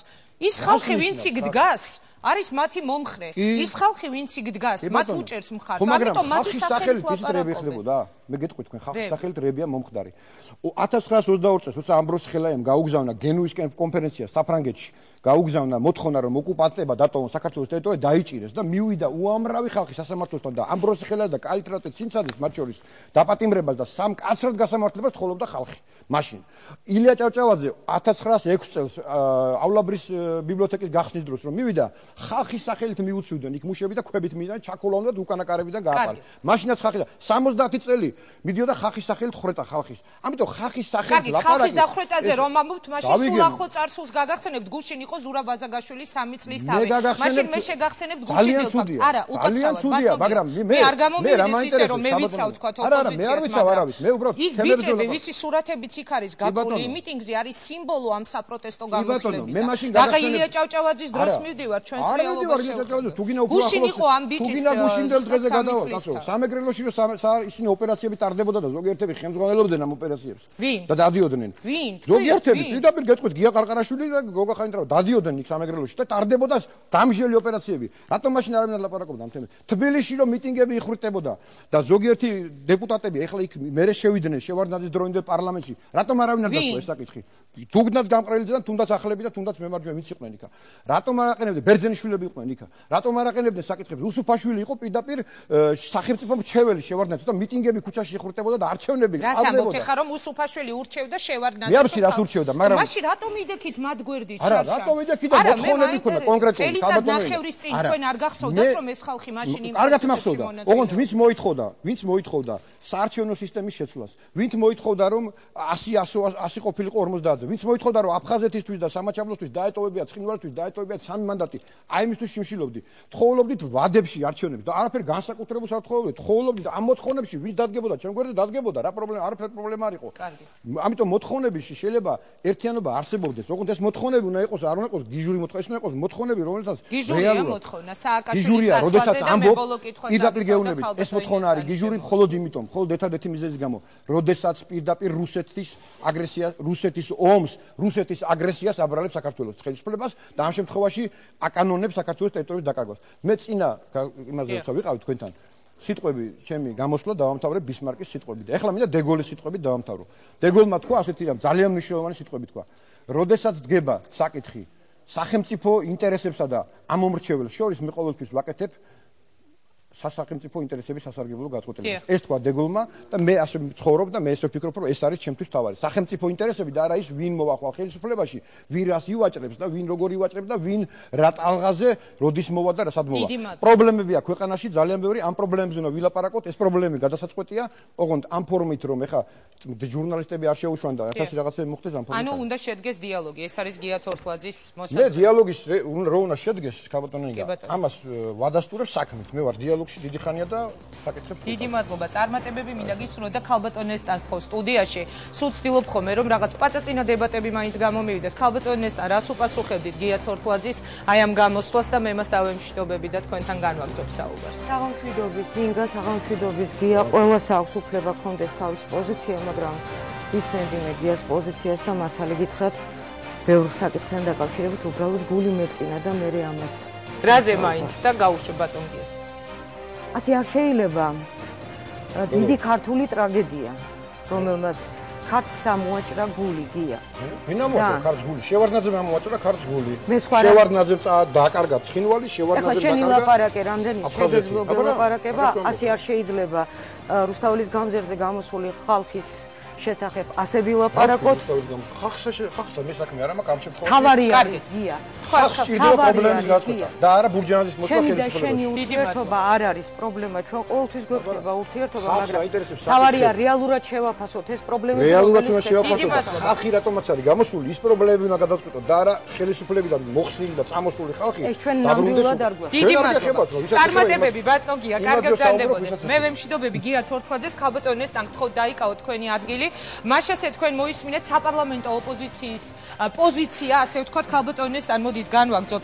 მე ვიტყვი, გავიხსენებ, გავიმეორებ ამ წუთას ნათქვამ თორთლაძისეულ ფრაზას, ხალხი იქ მივიდა პრობლემების გადასაწყვეტად და ხალხს ჭირდება პრობლემების გადაწყვეტა და არა ბურჯანაძის ხელახლა მოყვანა ხელისუფლებაშიო. დავიწყოთ, გისმენთ. საღამშვიდობისა კიდევ ერთხელ მოგესალმებით და ძალიან დიდი მადლობა, რომ დღეს რაღაცა პროცესის ერთი ეტაპის შეფასების შესაძლებლობა, როდესაც მომეცა. მე ძალიან გული მტკივა, როდესაც წიწილები ითვლიანი გამოსვლილ მოსახლეობას, ზოგისთვის ეს არის 150.000, ზოგისთვის არის 50.000, მაგრამ მე მინდა შევახსენო ჩვენს ოპონენტებს, მათ შორის ხელისუფლებაში და მათ მხარდამჭერ უცხოელ კოლეგებსაც, რომ იქ მდგომი, ტრიბუნასთან მდგომი პოლიტიკური პარტიები ყველაზე გაყალბებული ბოლო არჩევნების შედეგითაც კი 9 მილიონიანი საქართველოს მოქალაქეების მანდატის მფლობელები არიან. ამიტომ იმის მიუხედავად, რამდენი ადამიანი დადგება ნებისმიერ მიტინგზე. თუმცა მას აქვს ალბათ მნიშვნელობა ქალბატონ ნესტან, იმიტომ რომ როდესაც ადამიანები ითხოვენ გადადგეს სააკაშვილი, ხელისუფლების პასუხი არის ხოლმე, რატომ უნდა გადავდგე? იმიტომ რომ 100.000 კაცი არ არის იქ, იმიტომ რომ 20.000 მოითხოვს, იმიტომ რომ ანუ ეს არის სავაჭრო თემა. ყოველთვის ქართული პოლიტიკისთვის ეს მინდა კიდევ ერთხელ გავიმეორო, რომ ყველაზე გაყალბებული ბოლო ორი არჩევნების შედეგადაც კი ოპოზიციური პოლიტიკური ლიდერები, მე ახლად გაუპოზიციონირებულებს, რომელთა ჯერჯერობით არც ერთი არჩევნებში, არც ერთი ხმა არ მიუღია თამაზე ვერაფერს ვერ ვიტყვი, მაგრამ 9 მილიონზე მეტი მოსახლეობის მანდატით სახელით საუბრობენ და რაც ყველაზე მთავარია, მე მინდა უთხრა ჩვენს მტერსაც და მოყვარესაც, რომ ასეთი უპრეცედენტო აქციები 25 დღეა. რომელიც დღეს მიმდინარეობს თბილისში რუსთაველის გამზირზე მთავარ პოლიტიკურ მოედანზე. როდესაც ადამიანები მოდიან ნებისმიერ დროს, იცვლებიან პოლიტიკური ფიგურები, იცვლებიან ორატორები, მაგრამ არ იძრებიან ადამიანები და ეს ომი რომელიც დღეს მიდის არაპირდაპირი გაგებით რასაკვირველია. მე ამას დავაქვი ერთ-ერთი გამოსვლის დროს საქართველოს მოქალაქეებისა და ქართველი ხალხის ღირსების დაბრუნებისათვის ომი და ბრძოლა და ხელისუფლება შეგედავებოდათ ეხლა ქალბატონესთან, ანუ მხარდამჭერები თუ კი ყავს ოპოზიციას, ისინი ამბობენ, ყავს ჩვენცო. რა სიტყვით, ანუ არის თუ არა ეს სრულიად საქართველოს მოთხოვნა, ის მოთხოვნა, რასაც დღეს აყენებს მიტინგის ორგანიზატორთა ვის რამდენი მხარდამჭერი ყავს? გეთანხმებით, ვის რამდენი მხარდამჭერი ყავს და რაოდენობით თვალზე არ არის ლაპარაკი. თქვენ წეღან გია თორთლაძე შეახსენეთ ზურა ვაზაგაშვილის 3 წლის თავი. მე 5 წლის განმავლობაში, მე ეს მინდა დავაფიქსირო, რომ 5 წლის განმავლობაში ამ ხელისუფლებამ საქართველოში დააფიქსირა არა მომხრეები და მოწინააღმდეგები, არამედ ეროვნული კატასტროფა. მე და თქვენ ერთად ვნახეთ ატირებული დედები, ის ცნობილი დედები, რომლებიც ჩვენ ვიცით, მაგრამ ჩვენ არ ვიცით კიდე სხვა დედები, რომლებიც ამ პოლიტიკის შედეგად ატირდნენ. მე და თქვენ ვნახეთ ატირებული შვილები. მე გუში ვნახე რუსო შარაძე, რომელიც ატირებული შვილის სიმბოლოა, მაგრამ ჩვენ მარტო ეს ატირებული შვილი არ ვიცით. ჩვენ ვიცით თბილისს რო გასცდებით ინგა, თქვენ ნახავთ რომ დანარჩენ საქართველოში არსებობენ მხოლოდ ბებიების, ბაბუების და შვილიშვილების საქართველო. ჯანმრთელი დედები და მამები მოჯამაგირეებად არიან გასულები. ეს ამ ხელისუფლების დამსახურება. მოდით შევეცადოთ რომ ვიყოთ ძალიან გულწრფელები ქალბატონესთან. ეს ამ ხელისუფლების დამსახურებაა? ნებისმიერი ხელისუფლების წარმომადგენელი ეხლა რომ მიჯდეს ამ სტუდიაში გეტყოდათ რომ უზარმაზარი ნაწილი ჩვენი საზოგადოებისა, ჩემი თაობის, ჩემზე დიდები, გასულები არიან უცხოეთში სწორედ მოჯამაგირეებად, ოღონდ არა ეხლა, არამედ თქვა წინა ხელისუფლების დროს. ყველა ხელისუფლების დროს რაღაც ეტაპობრივად არსებობდა პოლიტიკური ემიგრაციისა და ემიგრაციის ნაწილი, მაგრამ აი არა მე გულისხმობ იმ გაუსაძლის პირობებს, რასაც ხალხი მიყავს ხოლმე მოჯამაგირეებად. და ვწუხვა რომ ასეთი ადამიანები ნამდვილად ძალიან ბევრი არიან. გეთანხმებით და ჩვენ მივესალმებით ყველას ახლა ქვეყნის გარეთ საქართველოს, რომლებიც ჩვენ ახლა გვისმენს და გვიყურებს და მე ერთ რამეს გეტყვით რომ ამ ქვეყანაში 2003 წლის 22 ნოემბერს მოხდა რევოლუცია, მოხდა სახელმწიფო გადატრიალება და მოხდა იმ საბაბით და იმ მოტივით, რომ ეს ყველაფერი შეცვლილიყო. ამის შემდეგ კიდევ უფრო მეტად გაუარესდა სიტუაცია. მაგრამ ხალხმა მაშინ გამოუცხადა ნდობა სააკაშვილის 96%-ით არჩეული პრეზიდენტი. მე მგონი მაშინდელი სააკაშვილის გამარჯვება ეჭქვეშ არავის არ დაუყენებია, ხო? მე ამ თემას ახლა აღარ გავაგრძელებ. მე მინდა ის თემა დავასრულო, რომელზედაც ჩვენ ახლა ვსაუბრობდით. მე ვნახე საქართველოს ისტორიაში მართლა პირველად და უპრეცედენტო ფაქტი. მე ვნახე უცრემლოდ ატირებული მამების აქცია გუშინ კორტებთან, როდესაც 100-მდე ქუჩაშიც ჩაცხრილული და ამ ხელისუფლების, ამ პოლიტიკით მიერ ჩაცხრილული ახალგაზრდების მამებმა შექმნეს მოძრაობა და მიაქციეთ ინგა ყურადღება. როდესაც გამოვიდა ზურა ვაზაგაშვილის მამა, მან თქვა რომ ჩვენ ვიწყებთ შვილმოკლული მამების მოძრაობას, მაგრამ არა რევანშისთვის, არა სტიქიური ანგარიშწორებისთვის, არამედ სხვისი შვილების გადასარჩენად. მე ამის შემდეგ ცოტა გამიჭირდება ლაპარაკი, ვინა იყო 96 და 98%, მაგრამ თქვენ ერთ რამეში აბსოლუტურად მართალს ბრძანებთ. ამ დღეებში თბილისში დაიძრა ძალიან დიდი ტალღა. ეს ის თემა, რომელზეც კონტრშეკითხვა უბრალოდ არ არსებობს იმ დაღუპულ ბიჭებთან მიმართებაში, რომელზეც ეხლა ფაქტზე თქვენ საუბრობდით, მაგრამ ქალბატონესთან თუ შეიძლება მე გავიმეორებ გია თორთლაძის ერთ შეკითხვას, მაშინ სწორედ ამ თემასთან მიმართებაში. მე მახსენდება პარლამენტში როგორ არ შეუშვეს ბუტა რობაქიძის მამა. მაშინ მიმყავდა რეაქცია და კადრები, რომელიც გავიდა, იყო კოტე გაბაშვილი, იქ პარლამენტის თავმჯდომარის მიმართ მაშინდელის ეს იყო ნინო ბურჯანაძე, იყო უზარმაზარი პრეტენზია, უზარმაზარი აგრესია. ადამიანი არ შეუშვეს, შვილმკვდარი მამებიო თქვენ ბრძანეთ. სწორედ ერთ-ერთი მათ შორის არ შეუშვეს და წეღან გია თორთლაძე რომ სვამდა კითხვას ყოველგვარი დატვირთვის გარეშე პირდაპირ მინდა დავსვა ეს შეკითხვა. რისთვის დგეხარ დღეს იქ, რომ ისევ იგივე ხალხი მოვიდეს ხელისუფლებაში? თქვათ იგივე ნინო ბურჯანაძე. ამ შემთხვევაში ნინო ბურჯანაძის საწინააღმდეგოდ კი არ ვსვავ. უბრალოდ ისევ ის ხელისუფლება უნდა მოვიდეს ხელისუფლებაში, რომელმაც თუნდაც ბუტა რობაქიძის მამა არ შეუშვა მაშინდელ პარლამენტში, როცა სააკაშვილი გამოდიოდა. ეგ მაშინდელი ფაქტი გაგეხსენებინათ ამ ბიჭებზე როცა საუბრობ. დიახ, გავიხსენებ ამ ფაქტს და ნამდვილად უსიამოვნოდ გავიხსენებ ამ ფაქტს. ეს არის აბსოლუტურად აბსოლუტურად ლეგიტიმური შეკითხვა, რომელსაც არა მხოლოდ თქვენ სვამთ ინგა სტუდიაში, არამედ იქ მდგომი ადამიანებიც ამ შეკითხვას სვამენ, მაგრამ მოდით ესე ვთქვათ, ჩვენი პოზიციები ბურჯანაძესთან და სხვებთან დაკავშირებით არის საყოველთაოდ ცნობილი პოზიცია, ჩვენ არასდროს არ შეგვიძლია და არც შევიცვლით ამ პოზიციას და მე უფრო მეტსაც გეტყვით, ბურჯანაძე როგორც იმ პოლიტიკური რევოლუციური ტროიკის თუ სამეულის წევრი პასუხს აგებს არა როგორც ყოფილი პარლამენტის თავმჯდომარე, არამედ იმ 5 წელზე, რომელმაც გააჩერა დრო ჩემი სამშობლოსათვის. იქ მარტო ნინო ბურჯანაძე არ არის, ისე რომ არ გამომივიდეს, რომ მე მხოლოდ ნინო ბურჯანაძეს ვამბობ. თითქმის მთელი, აი ყველანი იმ შემადგენლობიდან უზარმაზარი ნაწილი ამ წლების განმავლობაში იყო ჩვენს ხელისუფლებაში. ანუ ხალხი როდესაც მე იცით რატომ გისვამთ ამ შეკითხვას, ნაციონალური მოძრაობა დღეს აქ რომ მიჯდეს თქვენთან დებატებზე, ან იგივე გია თორთლაძე, გაღიმებული და შესაძლებელია ძალიან წარმატებული სახით ეკითხათ, რომ უკაცრავად ეგებ ეს კითხვები დაუსვათ პარლამენტის ყოფილ თავმჯდომარეს, ყოფილ პრემიერ-მინისტრს, ყოფილ მინისტრებს, რომლებიც ამ ხელისუფლების გუნდში იყვნენ, დღეს თქვენ რომ მათ გვერდით გეხართ, რისთვის იბრძვით? ამას გეკითხებით. ძალიან დიდი მადლობა ამ შეკითხვისათვის. მე არ გავაგრძელებ თემას ბურჯანაძესთან, ნოღაიდილთან და ყოფილ თანაგულდენებთან დაკავშირებით, ვინაიდან დღეს რუსთაველის გამზირზე ეს როგორც ფაქტობრივი რეალობა შეიქმნა. ამ რეალობას ჩვენ არ უერთდებით როგორც ორგანიზატორი ძალა, მაგრამ ჩვენ გამოვაცხადეთ ჩვენი პოზიცია საქვეყნოდ, სახალხოდ და ვიდრე ამ პოზიციას გამოვაცხადებდით, მე მინდა გითხრათ ქაუტონო ინგა, რომ სექტემბრის შემდეგ პოლიტიკური ოპოზიცია იკრიბებოდა ყოველ დღე სხვადასხვა ოფისებში, ეს იყო დახურული შეხვედრები, ლეიბორისტული პარტიის მანდატს ვფლობდი მე ამ შეხვედრების დროს, ჩვენ ძალიან სერიოზული კამათი გვქონდა სტრატეგიულ და ტაქტიკურ საკითხებთან დაკავშირებით, ასე რომ ჩვენმა პოლიტიკურმა მეგობრებმა, პოლიტიკური ოპოზიციის ლიდერებმა ზუსტად იცოდნენ ჩვენი პოზიცია, ამიტომ ეს საკამათო არ გამხდარა მათთვის, არც საკამათო გამხდარა ჩვენი მომრჩევლებისათვის და მე ერთი რამ მინდა გითხრათ, როდესაც მე თქვენთან ვზივარ აქ სტუდიაში, მე არ ვზივარ მხოლოდ ერთი ნესტან კირთაძე, მე ვზივარ 200,000 საქართველოს მოქალაქის ნდობის მანდატით აღჭურვილი არჩევნების დროს და ძალიან სერიოზულია ჩემი პასუხისმგებლობა, ისევე როგორც სერიოზულია მთელი ჩვენი პოლიტიკური გუნდის პასუხისმგებლობა. ამიტომ ჩვენი ესეთი მთავარი სლოგანი ყველას მიმართ, მათ შორის ჩვენი ამომრჩევლების მიმართ არის ერთადერთი. ის კი არა, რაზეც თქვენ ბრძანებთ, რომ ვიღაცამ ისევ მოიპოვოს სკამი, ან ვიღაცამ ისევ მოიპოვოს თანამდებობა. დატოვა გია თორთლაძემ და ეს არის მართლა ძალიან ლეგიტიმური შეკითხვა.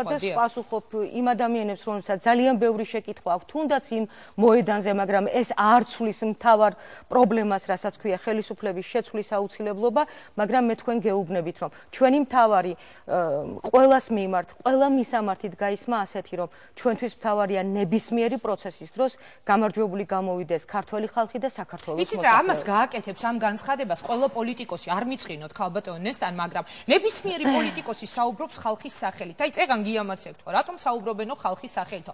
ასეთი განცხადებები ჩვენ გვესმის, თუმცა ლეიბორისტების მისამართით ძალიან არ მიყვარს ხოლმე, როდესაც ამ კითხვას ვახსენებ, უსვამ ლეიბორისტებს, მაგრამ ფაქტი იყო ასეთი. თავის დროზე საკრებულოში ყოფნის დროს სააკაშვილის თავმჯდომარედ ქცევაში ლეიბორისტებს ლომისწილი მიუძღვითო, იყო ხო ასეთი ბრალდება მაშინდელი იყო ასეთი ბრალდება, მაგრამ პასუხებიც იყო აბსოლუტურად არგუმენტირებული, ვინაიდან ეს იყო ზუსტად შავი პიარი და მოდიოდა ისევ მიხეილ სააკაშვილისაგან და ეს არ იყო. კადრები, აი ჩვენ ახლა ვხედავთ როგორ დგანან ერთად შალვა ნათელაშვილი და მიხეილ რა ახალგაზრდები არიან. მე მგონი პოლიტიკაში ბრძოლობ ორივე ცოტა ისეთი. ეს არის ცოცხალი პოლიტიკური პროცესი და ბუნებრივია ყველას გვერდით მოგიწევს დგომაც, დალაპარაკებაც, ხელის ჩამორთმევაც, მაგრამ ეს არ არის თავი. ნინო ბურჯანაძეზე რომ საუბრობთ, უბრალოდ გავიხსენოთ თქო, რომ თქვათ იგივე თქვენი მისამართითაც იყო ხო ეს ასეთი. ნინო ბურჯანაძე დღეს ჩვენი საუბრის მთავარი თემა, ჩემგან ეს არ იქნება რბილად რომ თქვათ პოლიტიკურად ეთიკური, ეს ყველაფერი უნდა გადაწყვიტოს ნინო ბურჯანაძემ და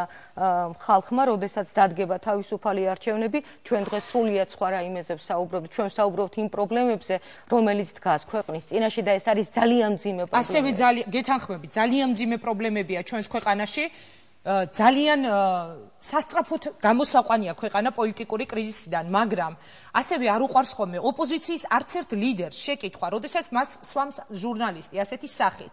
გასაგებია, სააკაშვილი უნდა წავიდეს, თქვენ გაერთიანდით და მერე ვისაუბროთ, ბურჯანაძე გახდება, ნესტან კირთაძე თუ შალვა ნათელაშვილი, მაგრამ აქვს თუ არა დღეს ხალხს უფლება იცოდეს, რას ამზადებს ოპოზიცია სამომავლოდ, ვიზზე აკეთებენ არჩევანს, რა პოლიტიკა გვექნება, რა გუნდი მოვა ხელისუფლებაში.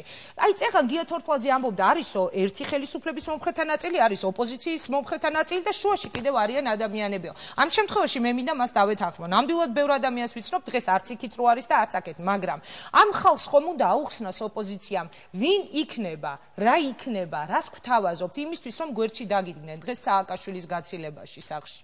იცით რა შეასაქმე, მე ცოტა არ იყოს გაუგებრად მეჩვენება ხოლმე, როდესაც მარტო ესეთი ლოზუნგი დგას გადადგეს მიხეილ სააკაშვილი, ვინაიდან ლეიბორისტების პოზიცია მკვეთრად გამოხატული ნებისმიერი ტელეგადაცემის დროს, ნებისმიერი პოლიტიკური აქციების დროს დგას ასე.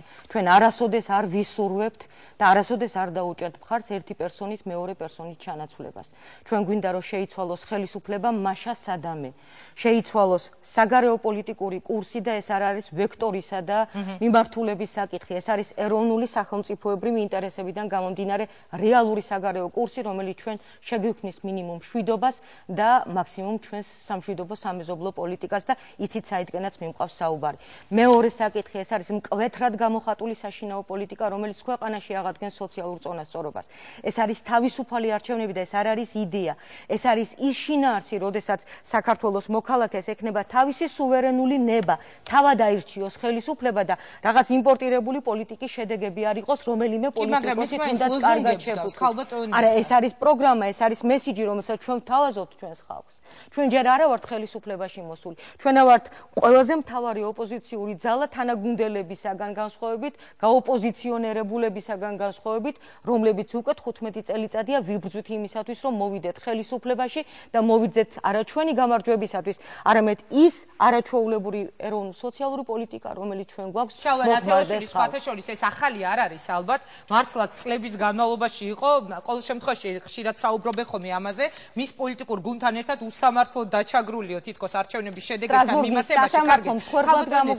კი ბატონო, მე მინდა ისევ დღევანდელ ფაქტებს მიუბრუნდეთ იმ პროცესებს, რაც ჩვენს გარშემო მოხდება. რა შედეგი დასრულდება თქვენი აზრით ეს ბრძოლა? სააკაშვილი წავიდეს. თორთლაძის სიტყვებს გავიმეორებ, არ მიდის ეს სააკაშვილი არ გადადგებაო. ჩვენც ვხედავთ, რომ პრეზიდენტი არაპირებს გადადგეს, ჩვენ ვხედავთ, რომ იგი აგრძელებს ჩვეულ საქმიანობას და მოკლედ ხელისუფლება არ იმჩნევს ამ მოთხოვნას, მაგრამ ოპოზიციას თავაზობს დიალოგს. მე მაინტერესებს თქვენი მოსაზრება. ირაკლი ალასანიამ პრინციპში გააკეთა უკვე განცხადება, რომ იგი ხელისუფლების შემოთავაზების საპასუხოდ არის მზად, თქვათ, შედგეს დიალოგი, ვინაიდან ქვეყანა უნდა გამოვიდეს სასწრაფოდ პოლიტიკური კრიზისიდან. კი, დღეს ძალიან ბევრს ლაპარაკობენ დიალოგზე, მოლაპარაკებაზე და ასე შემდგომ და მე კიდევ ერთხელ გავიმეორებ ჩვენს პოზიციას, რომ ყველა პარტიას აქვს სუვერენული უფლება, მიიღოს გადაწყვეტილება, უნდა დასხდეს დიალოგზე, უნდა გააპროტესტოს ეს დიალოგი, ჩვენ ვერც ერთი პარტიის და ვერც ერთი პოლიტიკური ლიდერის პოზიციაში ვერ ჩავერევით აშკარად. ეს მათი გადაწყვეტილება, ჩვენ რასაკვირველია, არავითარ შემთხვევაში არ გავალთ დიალოგზე იმ ხელისუფლებასთან, რომელმაც არ იცის სიტყვის ფასი, რომელიც მუდმივად არღვევს თავის მიცემულ სიტყვას და ჩვენთვის მოცემული სიტყვა კი არ არის, ეს არის ხალხისთვის მოცემული სიტყვა. ანუ შალვა ნათელაშვილი და მისი პოლიტიკური გუნდი ნებისმიერ შემთხვევაში აცხადებს, რომ იგი არ წავა დიალოგზე. ნებისმიერ შემთხვევაში ჩვენ არ წავართ დიალოგზე, იმიტომ არა რომ ჩვენ არ ვიცით რა მნიშვნელობა აქვს დიალოგს. დიალოგი არის, ბოდიში, დიალოგი არის ორ თანაბარ სუბიექტს შორის შემდგარი მოლაპარაკებანი სხვადასხვა თემებზე. ეხლა მე უსვამ ამ საკითხს იგივე გია თორთლაძეს, რომელიც ანტიკრიზისული საბჭოს თავმჯდომარეა და რატომ გია თორთლაძეს? მთელს ხელისუფლებას მიმართავ აი ამ პოზიციიდან და მე ხვალ და ზეგ, ანუ ლეიბორისტული პარტია, ანუ 250,000-ზე მეტი ამომრჩევლის მანდატის მფლობელი ლეიბორისტული პარტია swams ამ შეკითხვას. იგა გამაგებინეთ, რა დიალოგი სჭირდება იმას, როდესაც დღეს გუშინ სხვათა შორის საბანკო ექსპერტებთან ჰქონდა შეხვედრა, მათ მოითხოვეს ჩვენთან ესეთი შეხვედრა, 170,000 ადამიანი არის გადაგდებული, ესე ქვია ამ ტერმინს, კრედიტ ინფოში. ანუ ამ ადამიანებს ყველა ვადა ამოეწურათ ინგა და ისინი ხვალზე გუნდა წარსდგნენ სასამართლოს წინაშე, უნდა მოხდეს მათი ქონების კონფისკაცია და მათ ელოდებათ შიმშილით სიკვდილი. ეხლა ამის საპასუხოდ ხელისუფლება გეტყოდათ ქალბატონ ნესტა, რომ სწორედ ამიტომ უნდა შევხვდეთ,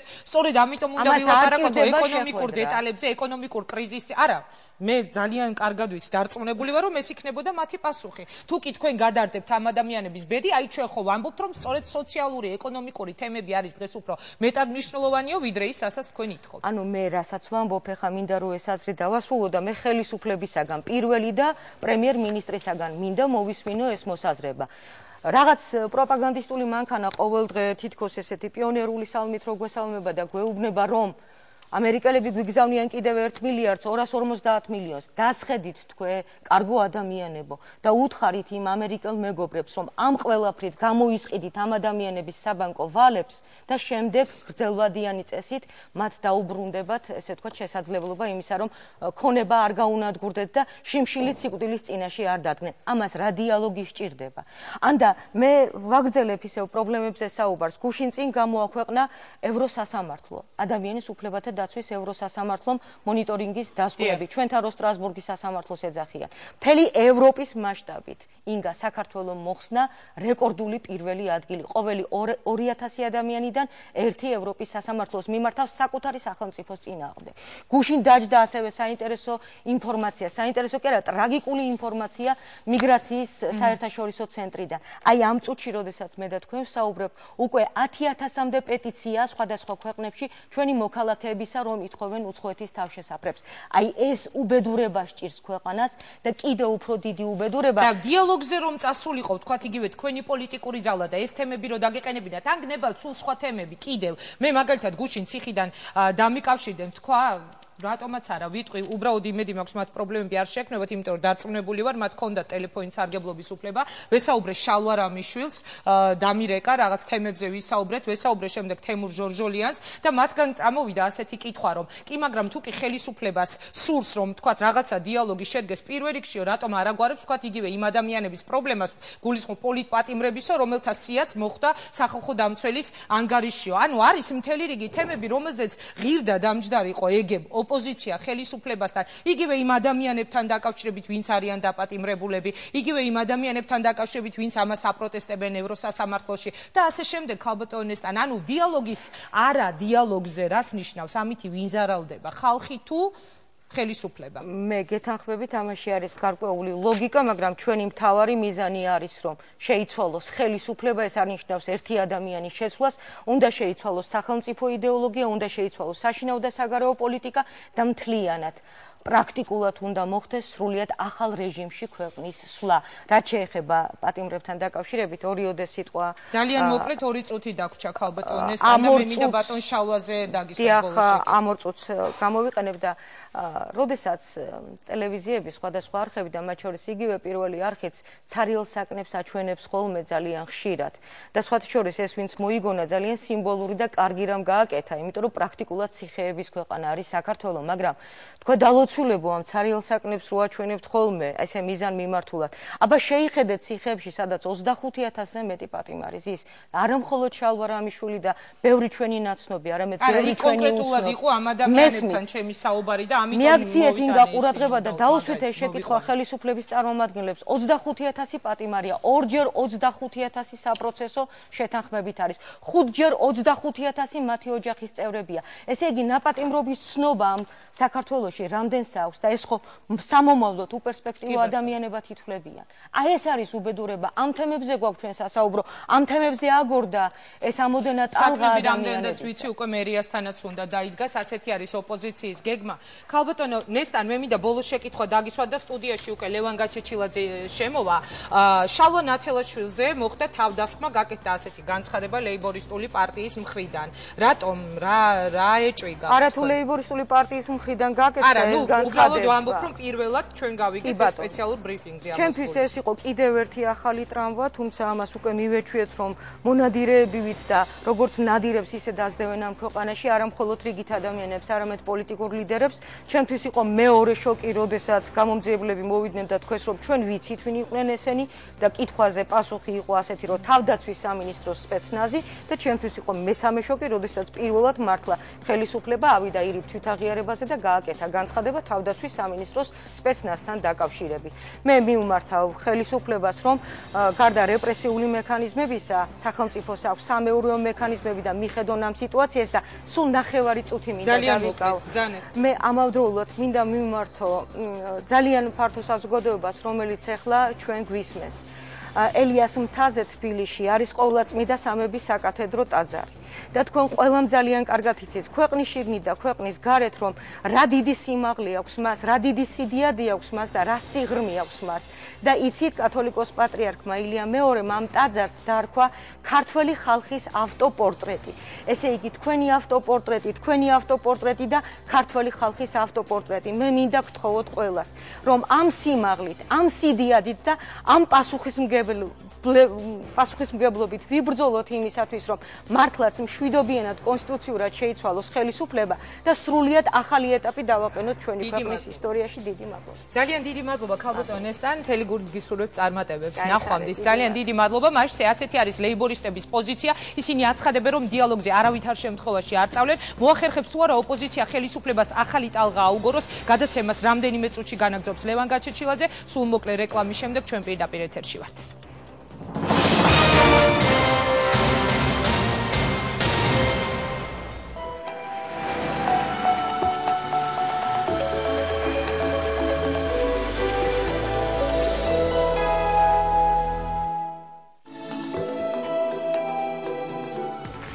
სამოცი წელი საპენსიო ასეთი თუ ახალი ცხოვრების დასაწყისი. ადამიანის ცხოვრებაში არის სამი ეტაპი. პირველი არის ახალგაზრდობა ცხადია, მეორე სიჭარბაგე და მომწიფების ხანა და მესამე რა კარგად გამოიყურები. რამდენიმე ინტერვიუ პირად საკითხებზე. შეიძლება გითხოთ რამდენი წლის ახართ? 80-ის. არ არსებობს. ასეა. წარმოუდგენელი და დაუჯერებელი. რო იცოდეთ, ნინო, აი მართლა, აი ამას კი მართლა უკვე სულ არ განვიცდი.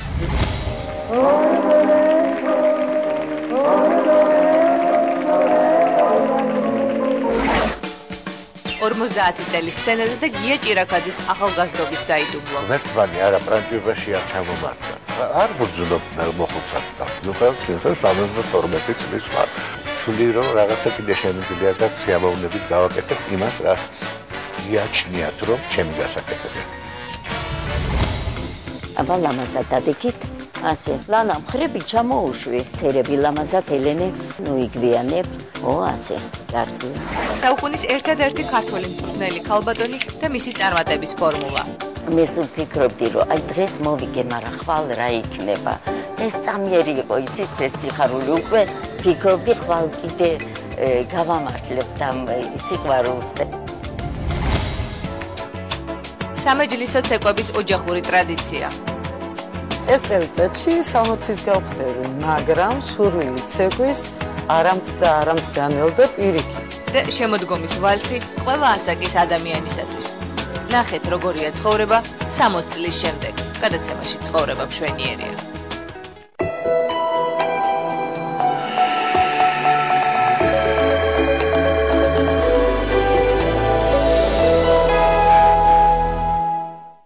პირველი არხი და იბერია წარმოგიდგენთ.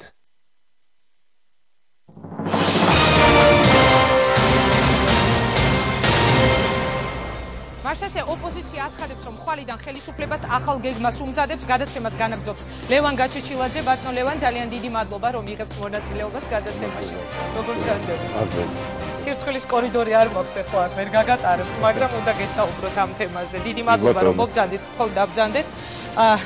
ბატონო ლევან, მოდით დავიწყოთ საუბარი ჩვენს გარშემო განვითარებულ მოვლენებზე. პირველ რიგში ხვალინდელი დღიდან თუ შეიძლება ახალი გეგმა, ახალი სტრატეგია გახდა ცნობილი, რომ საკნები უკვე უნდა დაიდგას მერიის მიმდებარე ტერიტორიაზეც, ხომ? რა სიტყვის ლევან გაჩეჩილაძე? კეთდება განცხადებები, რომ ხვალიდან აგორდებაო ახალი ტალღა. ჩვენ ხელისუფლებას უნდა მოუწყოთ ახალი 9 აპრილი. რას ნიშნავს ეს? პირველ რიგში ყველას მივესალმები, დიდი მადლობა მოწვევისათვის. არაფერი, ყოველი ორშაბათი ეს არის ახალი საპროტესტო ტალღის დრო და ადგილი. რა თქმა უნდა, გაგრძელდება ტელევიზიასთან 9, ესე იგი, ჩვენი აქტივისტების დგომა 9 საათიდან, დილის 9 საათიდან და ყველას მინდა ვთხოვო, ვისაც უნდა რომ შეუერთდეს. რა თქმა უნდა, შემდგომ უფრო დაგეგმილი გვაქვს რამოდენიმე გამაფრთხილებელი ძალიან მწვავე აქციის ჩატარება. დღეს ამას მე არ ვიტყვი, იმიტომ რომ ტელევიზიასთან მიმართებაში გულისხმობ თუ ხელისუფლებასთან მიმართებაში ძალიან მწვავე აქცია. ხელისუფლებასთან მიმართებაში, ხელისუფლების უუნარობასთან მიმართებაში, პირდაპირ მინდა რომ თელმა მსოფლიომ დაინახოს რაოდენ უუნაროა ეს ხელისუფლება და ამას შემდგომ აუხსნი, იმიტომ რომ ალბათ ამის საშუალება მომეცემა და აქციები იქნება მწვავე. მოსალოდნელია ჩემი ძმის აქციის დაწყებაც ალბათ ამ კვირის ბოლოს. რეგიონებში გასვლას რომელიც გულისხმობს, ანუ იგი დატოვებს საკანს. რეგიონებში ხო ამის ესე იგი ესე ვთქვათ საორგანიზაციო მზადება იწყება და იქითკენაც მიდის საქმე, რომ საკანში მას მისი მეგობრები ჩაენაცვლებიან, ალბათ იმიტომ, რომ ეს ეთერიც აუცილებელია და საჭიროა იმ პროცესებისათვის, რა პროცესებიც დღეს ხდება საქართველოში და ხვალ 12 საათზე ტელევიზიის წინ ჩვენ თელს ოპოზიციურ სპექტს გვექნება ბრიფინგი იმასთან დაკავშირებით, თუ როგორი სახის მწვავე აქციები იქნება მოსალოდნელი მომავალ კვირაში. ეს იქნება საკნებით თუ საკნებოდ ამას ხვალ 12 ანუ ბატონო ლევან, მოახერხებს თუ არა ოპოზიცია ააგოროს ახალი 9 აპრილი. 9 აპრილში მე აქვე უნდა დავაკონკრეტო, ეს სათაური გამოვიტანეთ, თქვა ქალბატონი სალომეს განცხადებიდან გამომდინარე. 9 აპრილის ფართომასშტაბიანი აქცია, ზუსტად ისეთი დაახლოებით, როგორც იყო 9 აპრილს ელოდება ხელისუფლებას. მოახერხებს თუ არა ოპოზიცია ამას? როგორ ფიქრობთ? აი ამ დღე 25 დღე 9 აპრილიდან. ამას ოპოზიცია ვერ მოახერხებს, ამას მოახერხებს ის ადამიანები და ის საზოგადოება, რომელიც უერთდება იმ მოთხოვნას, რომელი მოთხოვნაც აქვს მთელ ხალხს. ან თუ გნებავთ ხალხის გარკვეულ ნაწილს. და მოახერხებს იმისთვის, რომ კიდევ უფრო მთელ მსოფლიოს დაანახოს, რომ ჩვენ მართლაც ბევრნი ვართ, ესეთი იდეით განწყობილი ადამიანები, ბევრნი ვართ იმისთვის, რომ საქართველოში მართლაც დადგეს ცვლილებების დრო, თავისუფალი არჩევნების დრო, თავისუფალი ადამიანების დრო, ადამიანების უფლებების, სოციალური თუ სხვა უფლებების, ეკონომიკური თუ ბიზნეს უფლებების დაცვის დრო. კარგით, ვიდრე თქვენ სამომავლო გეგმებზე ვისაუბრებთ, მე მინდა რომ დღეს თქვენ დაგისვათ ორიოდე კითხვა ტელევიზიასთან განვითარებულ პროცესებზე, აქვე ვაკონკრეტებ. მე არ ვთვლი რომ არადემოკრატიულია რაიმე და ნებისმიერ პოლიტიკურ ძალას, ნებისმიერ ადამიანს ამ საზოგადოების წევრს აქვს უფლება გააპროტესტოს, რასაც იგი არ ეთანხმება, მაგრამ აი ეს ფაქტი რაც ხდებოდა ტელევიზიასთან მიმართებაში, ბატონო ლევან, მე ერთი ამბავი გამახსენდა, წეღანაც გავიხსენე ეს ამბავი. ყოველგვარი დატვირთვის გარეშე დაგისვამთ ამ შეკითხვას. მიხეილ სააკაშვილს მე პირადად, პირველად დაუპირისპირდი ეთერში მახსოვს ძალიან ბევრი წლის წინ, როდესაც მიმყავდა პირველ არხზე ჩემი დებატები ყოველდღიური და აი ამ დღეებში იყო უკვე გადადგომა ზურაბ ჟვანიასი და დაწყებული არის მიტინგი და სააკაშვილი აკეთებს ასეთ განცხადებას, არ უყუროთ პირველ არხს, ის იტყუება. როდესაც მე თქვენი აი ეს განცხადებები მოვისმინე პირველ არხთან მიმართებაში, არ გეწყინოთ, ნამდვილად გამახსენდა ის დრო. მე მინდა დაუსვა ლევან გაჩეჩილაძეს ასეთი კითხვა, თუ კი თქვენ არ მოგწონთ ხელისუფლების ფორმები, რომლითაც იგი მოვიდა, რომლითაც იგი ამდენი წელი მართავდა ქვეყანას, რატომ იმეორებს ოპოზიცია იგივე ფრაზას? მე გეუბნებით, ეს იყო სააკაშვილის ფრაზა, არ უყუროთ პირველ არხს. ამან გამოიწვია ძალიან დიდი პროტესტი მაშინ ჩემში, ჩემს კოლეგებში, იმიტომ რომ ჩვენ მართლა სიმართლეს ვემსახურებოდით მაშინ. მე ყოველ შემთხვევაში დღესაც მაქვს ამის პრეტენზია. რა თქმა უნდა, მე გეთანხმებით, ზუსტად ეხა კონტექსტი არ მახსოვს, მაგრამ შესაძლებელია რომ ესეთი რამ მეთქვა. ამაში ვერანაირ პრობლემას ვერ ხედავ. მიხეილ სააკაშვილის 5 წლიანი შემოქმედება ძირითადად ორი რამით განისაზღვრება. ეს არის, რომ მან შექმნა პოლიტიკური პოლიციის სისტემა ქვეყანაში. პოლიტიკური პოლიცია საზოგადოებამ მინდა გაიგოს, რომ ეს არის პოლიცია, რომელიც კონკრეტულად მიხეილ სააკაშვილს და მის პოლიტიკურ გუნდს ემსახურება და არ ემსახურება ხალხს და მიხეილ სააკაშვილმა შექმნა პოლიტიკური ინფორმაციის გავრცელების სისტემა. ეს არის ინფორმაციის გავრცელების სისტემა, რომელიც კონკრეტულად მიხეილ სააკაშვილს და მის პოლიტიკურ მოკლედ სამეგობროს ემსახურება. როდესაც და ეს გადაცემა ემსახურება მის პოლიტიკურ სამეგობროს. მე მართლა მინდა თქვენი გულწრფელი პასუხი მოვისმინოთ. რა ამ ბოლო დროს უფრო და უფრო კარგად ვერ ყვევი საერთოდ სატელევიზიო ინფრასტრუქტურაში ეს გადაცემა არის ток-შოუ, ამას ხო დამეთანხმებით. და ის რაც საინფორმაციო სისტემაა და რომელიც მოდის პირველი არხიდან, ანუ პოლიტიკური საინფორმაციო ველი, დიახ, და თუ გნებავთ გავარჩიოთ რამოდენიმე სიუჟეტი და არა, მე არ გედავები. ისმენთ უბრალოდ ერთხელ გაგვირჩევია ჩემს გადაცემაში ესეთი სიუჟეტი, ინფორმაციის ნაკადები, რომელიც საზოგადოებრივი არხიდან მიედინება მთელ საქართველოზე და თქვენ იცით, რომ მთელ საქართველოზე სხვა საშუალება საზოგადოებას ნაწილს გნებავთ ოპოზიცია და არქოთ, არა აქვს რომ მთელ საქართველოს მიაწოდოს. ეს არის თავიდან ბოლომდე დისკრედიტირებული, არაობიექტური. თუ ეს არ არის სუბიექტური, მაშინ მინდა რომ თქვენ როგორ გონიათ პირველი არხის საინფორმაციო ნაკადები, რომელიც მთელ საქართველოს მიეწოდება, ეს ობიექტურია. იცით რა, მაშინ მე გეტყვი ძალიან გულწრფელად, ეხლა არ ვიცი, რამდენად მისაღები იქნება ეს პირველი არხისთვის, რასაც ვიტყვი. მეც არ მომწონს ბევრი სიუჟეტი, რომელიც გადის და რეპორტაჟი და მე არ ვაპირებ დღეს ერთი წუთით. მე არ ვაპირებ დღეს გესაუბრო და გედაო თქვენ, თქვათ ნიუსებზე, მაგრამ მე გაგახსენებთ იგივე ნათია სორდიას გადაცემას. გაგახსენებთ იგივე ამ გადაცემას. გაგახსენებთ ნებისმიერ გადაცემას, რომელიც ამ არხზე გადის. იცით რატომ? წეღან რეკლამის დროს ვიღაცა მითხრა, რას გადაეკიდი ამ ნინო ქაჯაიასო, მაგრამ როდესაც სირცხვილის დაფაზე აკრავენ სურათებს ადამიანებისას, ვინც არიან პროფესიონალი ჟურნალისტები. იქ რომ ყოფილიყო ლევან ყუბანეიშვილი, არხის მენეჯმენტი, ლევანი ჩემი მეგობარია და არ შემწხვება, არ მომერიდება ამის მიუხედავად, რომ ეს თქვა. მე გავიგებდი, იმიტომ რომ პირველი არხის პოლიტიკაზე თუ არის საუბარი, მაგრამ ნინო ქაჯაიას სურათი, 64-ის ვაშლებთან დაკავშირებული განცხადებები, იგივე პოლიტიკური ток-შოუები, რომელიც ამ არხზეა, არ მეტყველებს იმაზე, რომ პირველ არხს არ უყუროთ, ეს მაინც და მაინც სიმართლე არ არის. მოწოდება თავის თავში არის ეს თავიდან ბოლომდე სწორი. მე მართლა პროტესტი გამიჩნდა. რატომ არ უნდა უყურონ ჩემს გადაცემას, სადაც სააკაშვილის ჰალსტუხის თემიდან დაწყებული, სანოძით გართობებით დამთავრებული, მისი გამოქცევით იმ გორიდან, არ ვიცი კიდევ რა თემები, სუში ბარები, ბოდრუმი, ასე შემდეგ, ყველაფერი გამიშუქებია. არ უნდა უყურონ ამ გადაცემას? მე მინდა კიდევ არ უნდა უყურონ ნათია სორდია, სადაც ასევე მიდიან ეკაკვესიტაძის გადაცემაში პირდაპირ მე მოდით მე ჩემს მოგახსენებთ ის კრიმინალური სისტემა და კრიმინალური შეცდომები, ის პოლიტიკური პოლიცია, ის რომ თავისუფალი აღარ არის ადამიანი, ღირსება აღარ აქვს ქართულ ხალხს, ქართული ხალხი ვეღარ ხედავს მის ღირსეულ მომავალს, მის ეკონომიკურად მდგრად მომავალს. ეს არის სააკაშვილის რეჟიმის მონაპოვარი. სააკაშვილის რეჟიმის მონაპოვარი არის ლოგოც, რომელიც პირველ არხს ადევს. ეს არის ერთიანი, მე მაწვრის ბოцკავს თქვა მას უძახი, რომელიც მე პირადად არ მომწონს, მაგრამ ამ ლოგოს ქვეშ, ეხლა მე მინდა გადავიდე ამ ლოგოს ქვეშ მომუშავო ადამიანების მეტ ნაკლებ სამოქალაქო პასუხისმგებლობაზე. იცით, მე ესე ვთვლი, რომ საზოგადოებამ თუ თავისი პროტესტი, აუცილებელი არ არის, რომ ეს პროტესტი ქუჩაში დააფიქსიროს. თქვენ პროტესტს აფიქსირებთ თქვენ გადაცემაში, მიუხედავად ამისა, რომ ამ ლოგოს ქვეშ მუშაობთ და სხვა ჩვენ ოპოზიციას სხვა გზა არ დაგჩენია თუ არა და თქვენს გადაცემაში მოვიდეთ იმისთვის, რომ მთელ საქართველოს მივაწოდოთ ინფორმაცია. სხვა გზა არ დაგჩენიათ, არ გინდათ და ამიტომ მოვიდეთ. სხვანაირად არა. თუ უბრალოდ ენდობით გადაცემა. არა, ყველაფერი ერთად, ყველაფერი. თქვენ რა სიტყვით იგივე ჩემს გადაცემაზე ან სხვა გადაცემაზე. რა თქმა უნდა და მე ძალიან მნიშვნელოვანია ეს. ხალბატონო ინგა, მე არასდროს თქვენთვის ტყუილი არ მეთქვია, მე ვიცი, მე არ მომწონს სამოქალაქო პასუხისმგებლობა იმ ვითარებაში, როდესაც ეს ამ არხის სამსახურში არის გადაზრდილი. თუ სამოქალაქო პასუხისმგებლობა იქნება დაფიქსირებული ამა თუ იმ პროტესტის სახით და თქვენ ეს პროტესტი ბევრჯერ დაფიქსირებიათ, მიუხედავად იმისა, რომ ეხა გულწრფელად გეტყვით, რომ მიუხედავად იმისა, რომ ძალიან ჩემთვისაც სასარგებლოა, ხალხისთვისაც სასარგებლოა, კარგი და ობიექტური გადაცემა, გულის სიღრმეში მაინც არ მომწონს, რომ პირველი არხის ეგიდის ქვეშ მუშაობს ინგა გრიგოლია.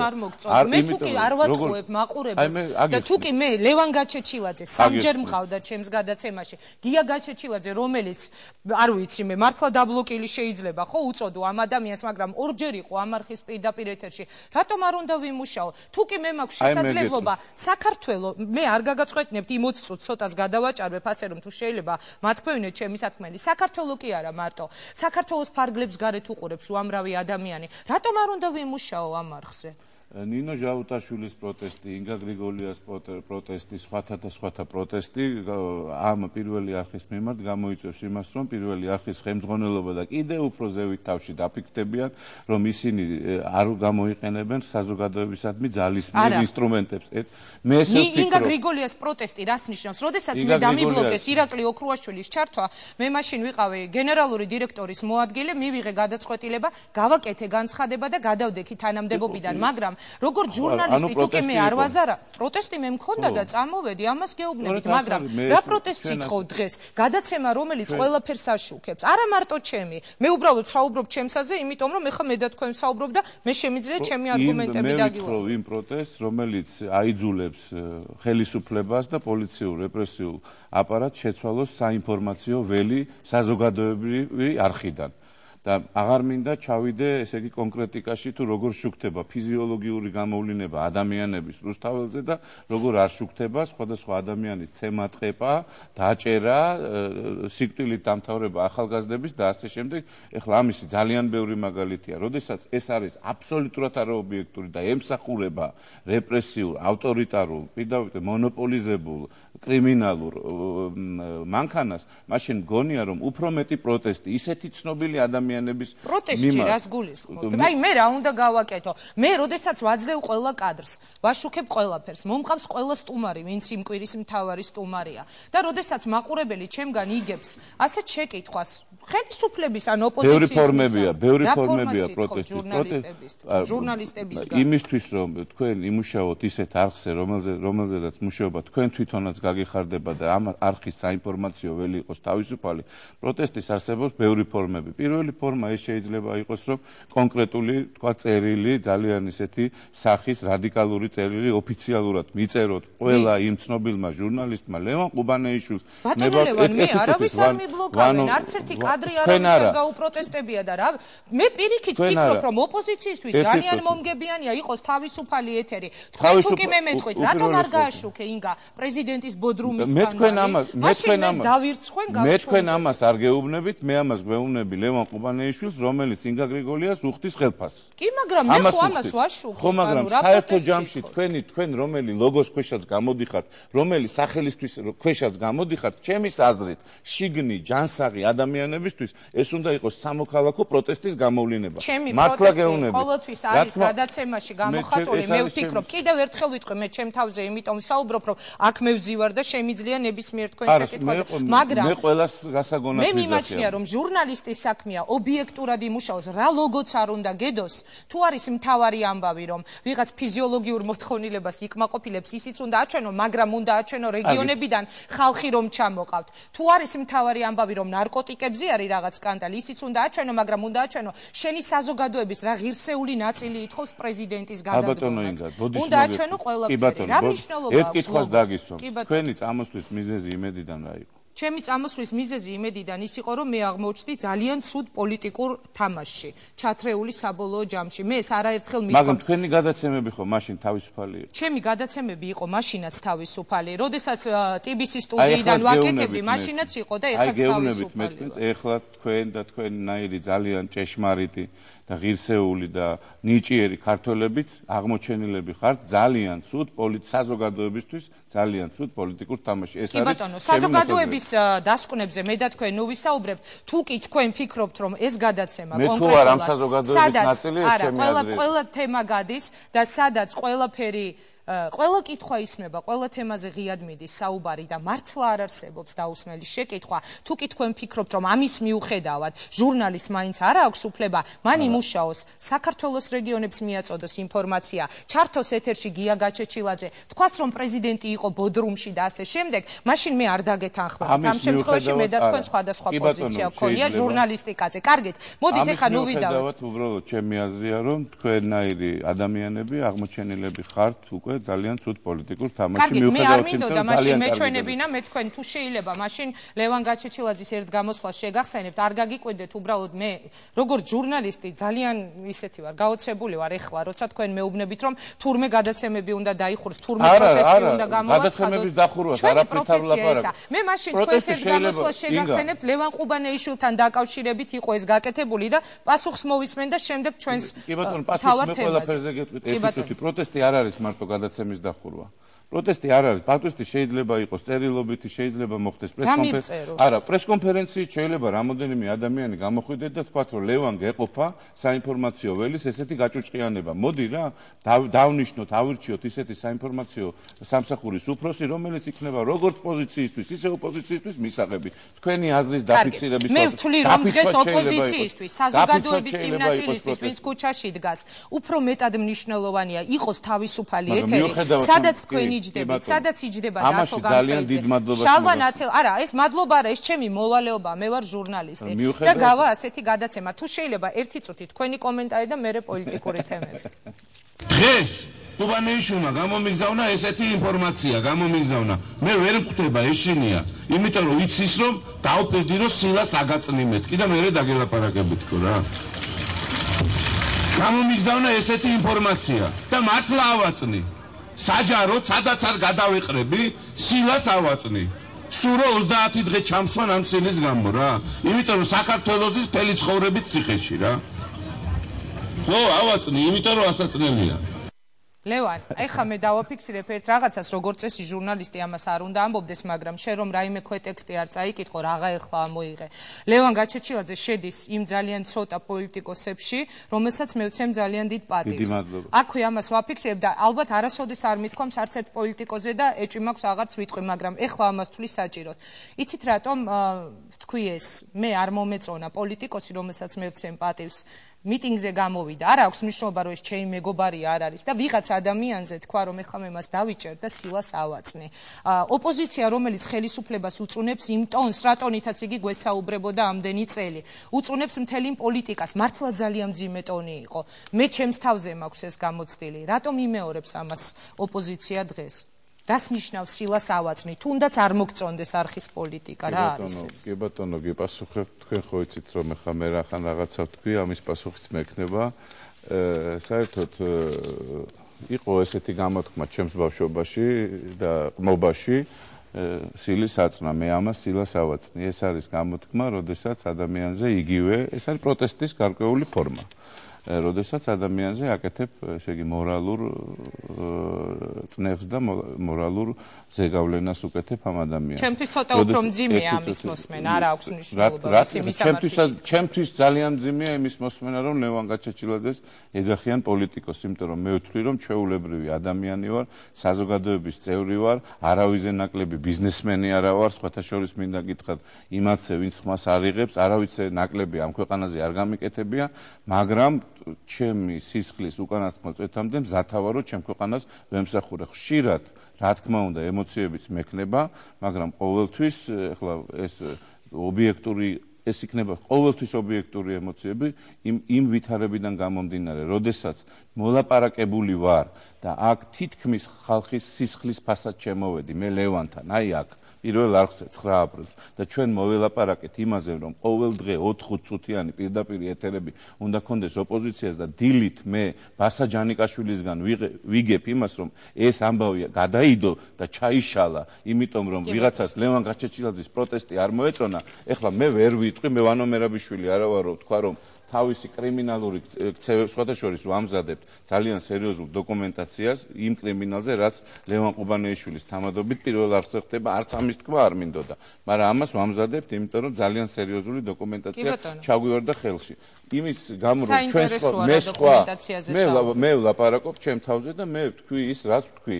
თუ ვინმეს ეს არ მოეწონა, ყველას აი ბოდის სუხთი თავიდან ბომდე, მაგრამ ეს იყო მაშინ ჩემი აზრი, ეს დღეს რჩება ჩემი აზრი. ეხლა გავლახავს ვერ ვიტყოდი, რომ სადაც არ გადავეყრები, ეს იყო ჩემი ყრმობის გამოთქმა, რომელიც მინდოდა რომ ისიც მეთქვა და ამ ფორმითაც ლამაზად მე ჩემი უბრალოდ პოზიცია დავაფიქსირე, იმედია მიხეილ სააკაშვილის გადადგომის მოთხოვნა არ შეიცვლება მხოლოდ ტელევიზიის თავმჯდომარის გადადგომის მოთხოვნით, როგორც ეს კინწურაშვილის შემთხვევაში მოხდა. ლევან, მე მინდა ვისაუბროთ ასევე ხვალიდან დაგეგმილი საპროტესტო აქციების შესახებ. დიალოგის თემა არ მინდა ჩვენი საუბარი ისე ამოიწუროს, რომ მე ეს შეკითხვა არ დავსვა. ირაკლი ალასანიამ თავისი პოზიცია გაახმოვანა. რა სიტყვის ლევან გაჩეჩილაძე? მან თქვა, რომ მისი პოლიტიკური გუნდი არის მზად, რომ თავაზოს რაღაც კონკრეტული საკითხები, უпростоრი დადოს, ოღონდ პირველ რიგში თავის პარტნიორებთან მოლაპარაკებით. ანუ ალასანია მიდის დიალოგზე, რას აპირებს ლევან გაჩეჩილაძე? მე მგონი სააკაშვილს მე რო შევხვდი პირველად შენს გადაცემაში ვთქვი, მე ესე მახსოვს. იმედი მაქვს კიდევ მექნება ბევრი ასეთი ექსკლუზივები. კი, აუცილებლად, იმიტომ რომ ჩემთვის მართლაც ინგა გრიგოლია არის ექსკლუზიური ჩემთვის. მადლობა. ხო და აქედან გამომდინარე მე გონია და ვთვლი რომ დიალოგი ამ ხელისუფლებასთან პირობითად დიალოგი დავარქვა და ნუ დავარქმევთ რა მოლაპარაკებები მიმდინარეობს აგერ უკვე და წლინახევრის განმავლობაში მიმდინარეობს მოლაპარაკებები 2 ნოემბრის აქციებიდან სხვადასხვა მოთხოვნების სახით ზოგჯერ ეს 4 მოთხოვნა იყო ზოგჯერ ეს იყო 62 პუნქტიანი მოთხოვნა სხვა შორის მინდოდა ახლა ერთი ჩანაწერი მაქვს ქალბატონი ნინო ბურჯანაძის ღამის 4 საათზე გამოსვლის იმ დიალოგის შედეგებით რომლის არც ერთი არ შესრულდა მიხეილ სააკაშვილის გამო. მიხეილს და მე გავლილი მაქვს წელიწადნახევრის განმავლობაში ესა თუ ისა მოლაპარაკებები. მიხეილ სააკაშვილი ამ მოლაპარაკებებს უყურებს მხოლოდ და მხოლოდ ერთი მიზნით, რომ დაეცეს ხალხში ის მუხტი და ის საპროტესტო ტალღა, რომელიც დღეს არსებობს, მან გადაარჩინოს, გადააგოროს თავისი დღეები და საბოლოო ჯამში ქვეყანაც და ეს საზოგადოებაც რბილად რომ თქვათ გადააგდოს. ამიტომ და რაც შეეხება ირაკლი ალასანიას, ესე იგი მე მას ძალიან დიდ პატივს ვცემ, ხშირად ხვდები და ველაპარაკები ირაკლის პოზიცია ჩემის გაგებით არის ესეთი, რომ ის მიდის თუ და შეხვედრაზე ლევან გაჩეჩილაძის მზათა თუ ეს მოინდომა ჩემმა საზოგადოებამ და თუ ეს მომთხოვა მე ჩემმა საზოგადოებამ რაც არ უნდა არ მიხაროდეს მე მოდი პირობითად შეხვედრა დავარქვათ.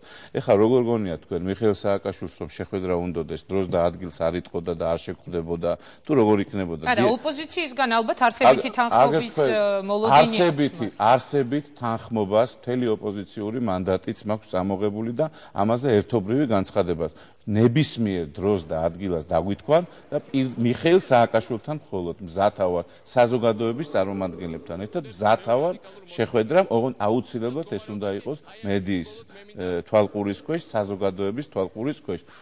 მაგრამ მზათა ვარ ამ შეხვედრისთვის რომ ადამიანების, საზოგადოების არგუმენტები და განწყობა რატო ვართ ჩვენ გაერთიანებული ამ მოთხოვნების ირგვლივ მივიტანო, იმიტომ რომ შემოქმედება რომელიც გადაცემის დასაწყისში ვთქვი პოლიტიკური პოლიციის სისტემა და პოლიტიკური საინფორმაციო ველი რომელიც მას ემსახურება აი ეს დავანგრიოთ და მიხეილ სააკაშვილის გადადგომის გარეშე ამის დანგრევა არის შეუძლებელი თუ ამას ვერ დავანგრებ ვერანაირ ვერც ერთი ვერც ბიზნეს ვერც სამედიცინო ვერც საგანმანათლებლო ვერც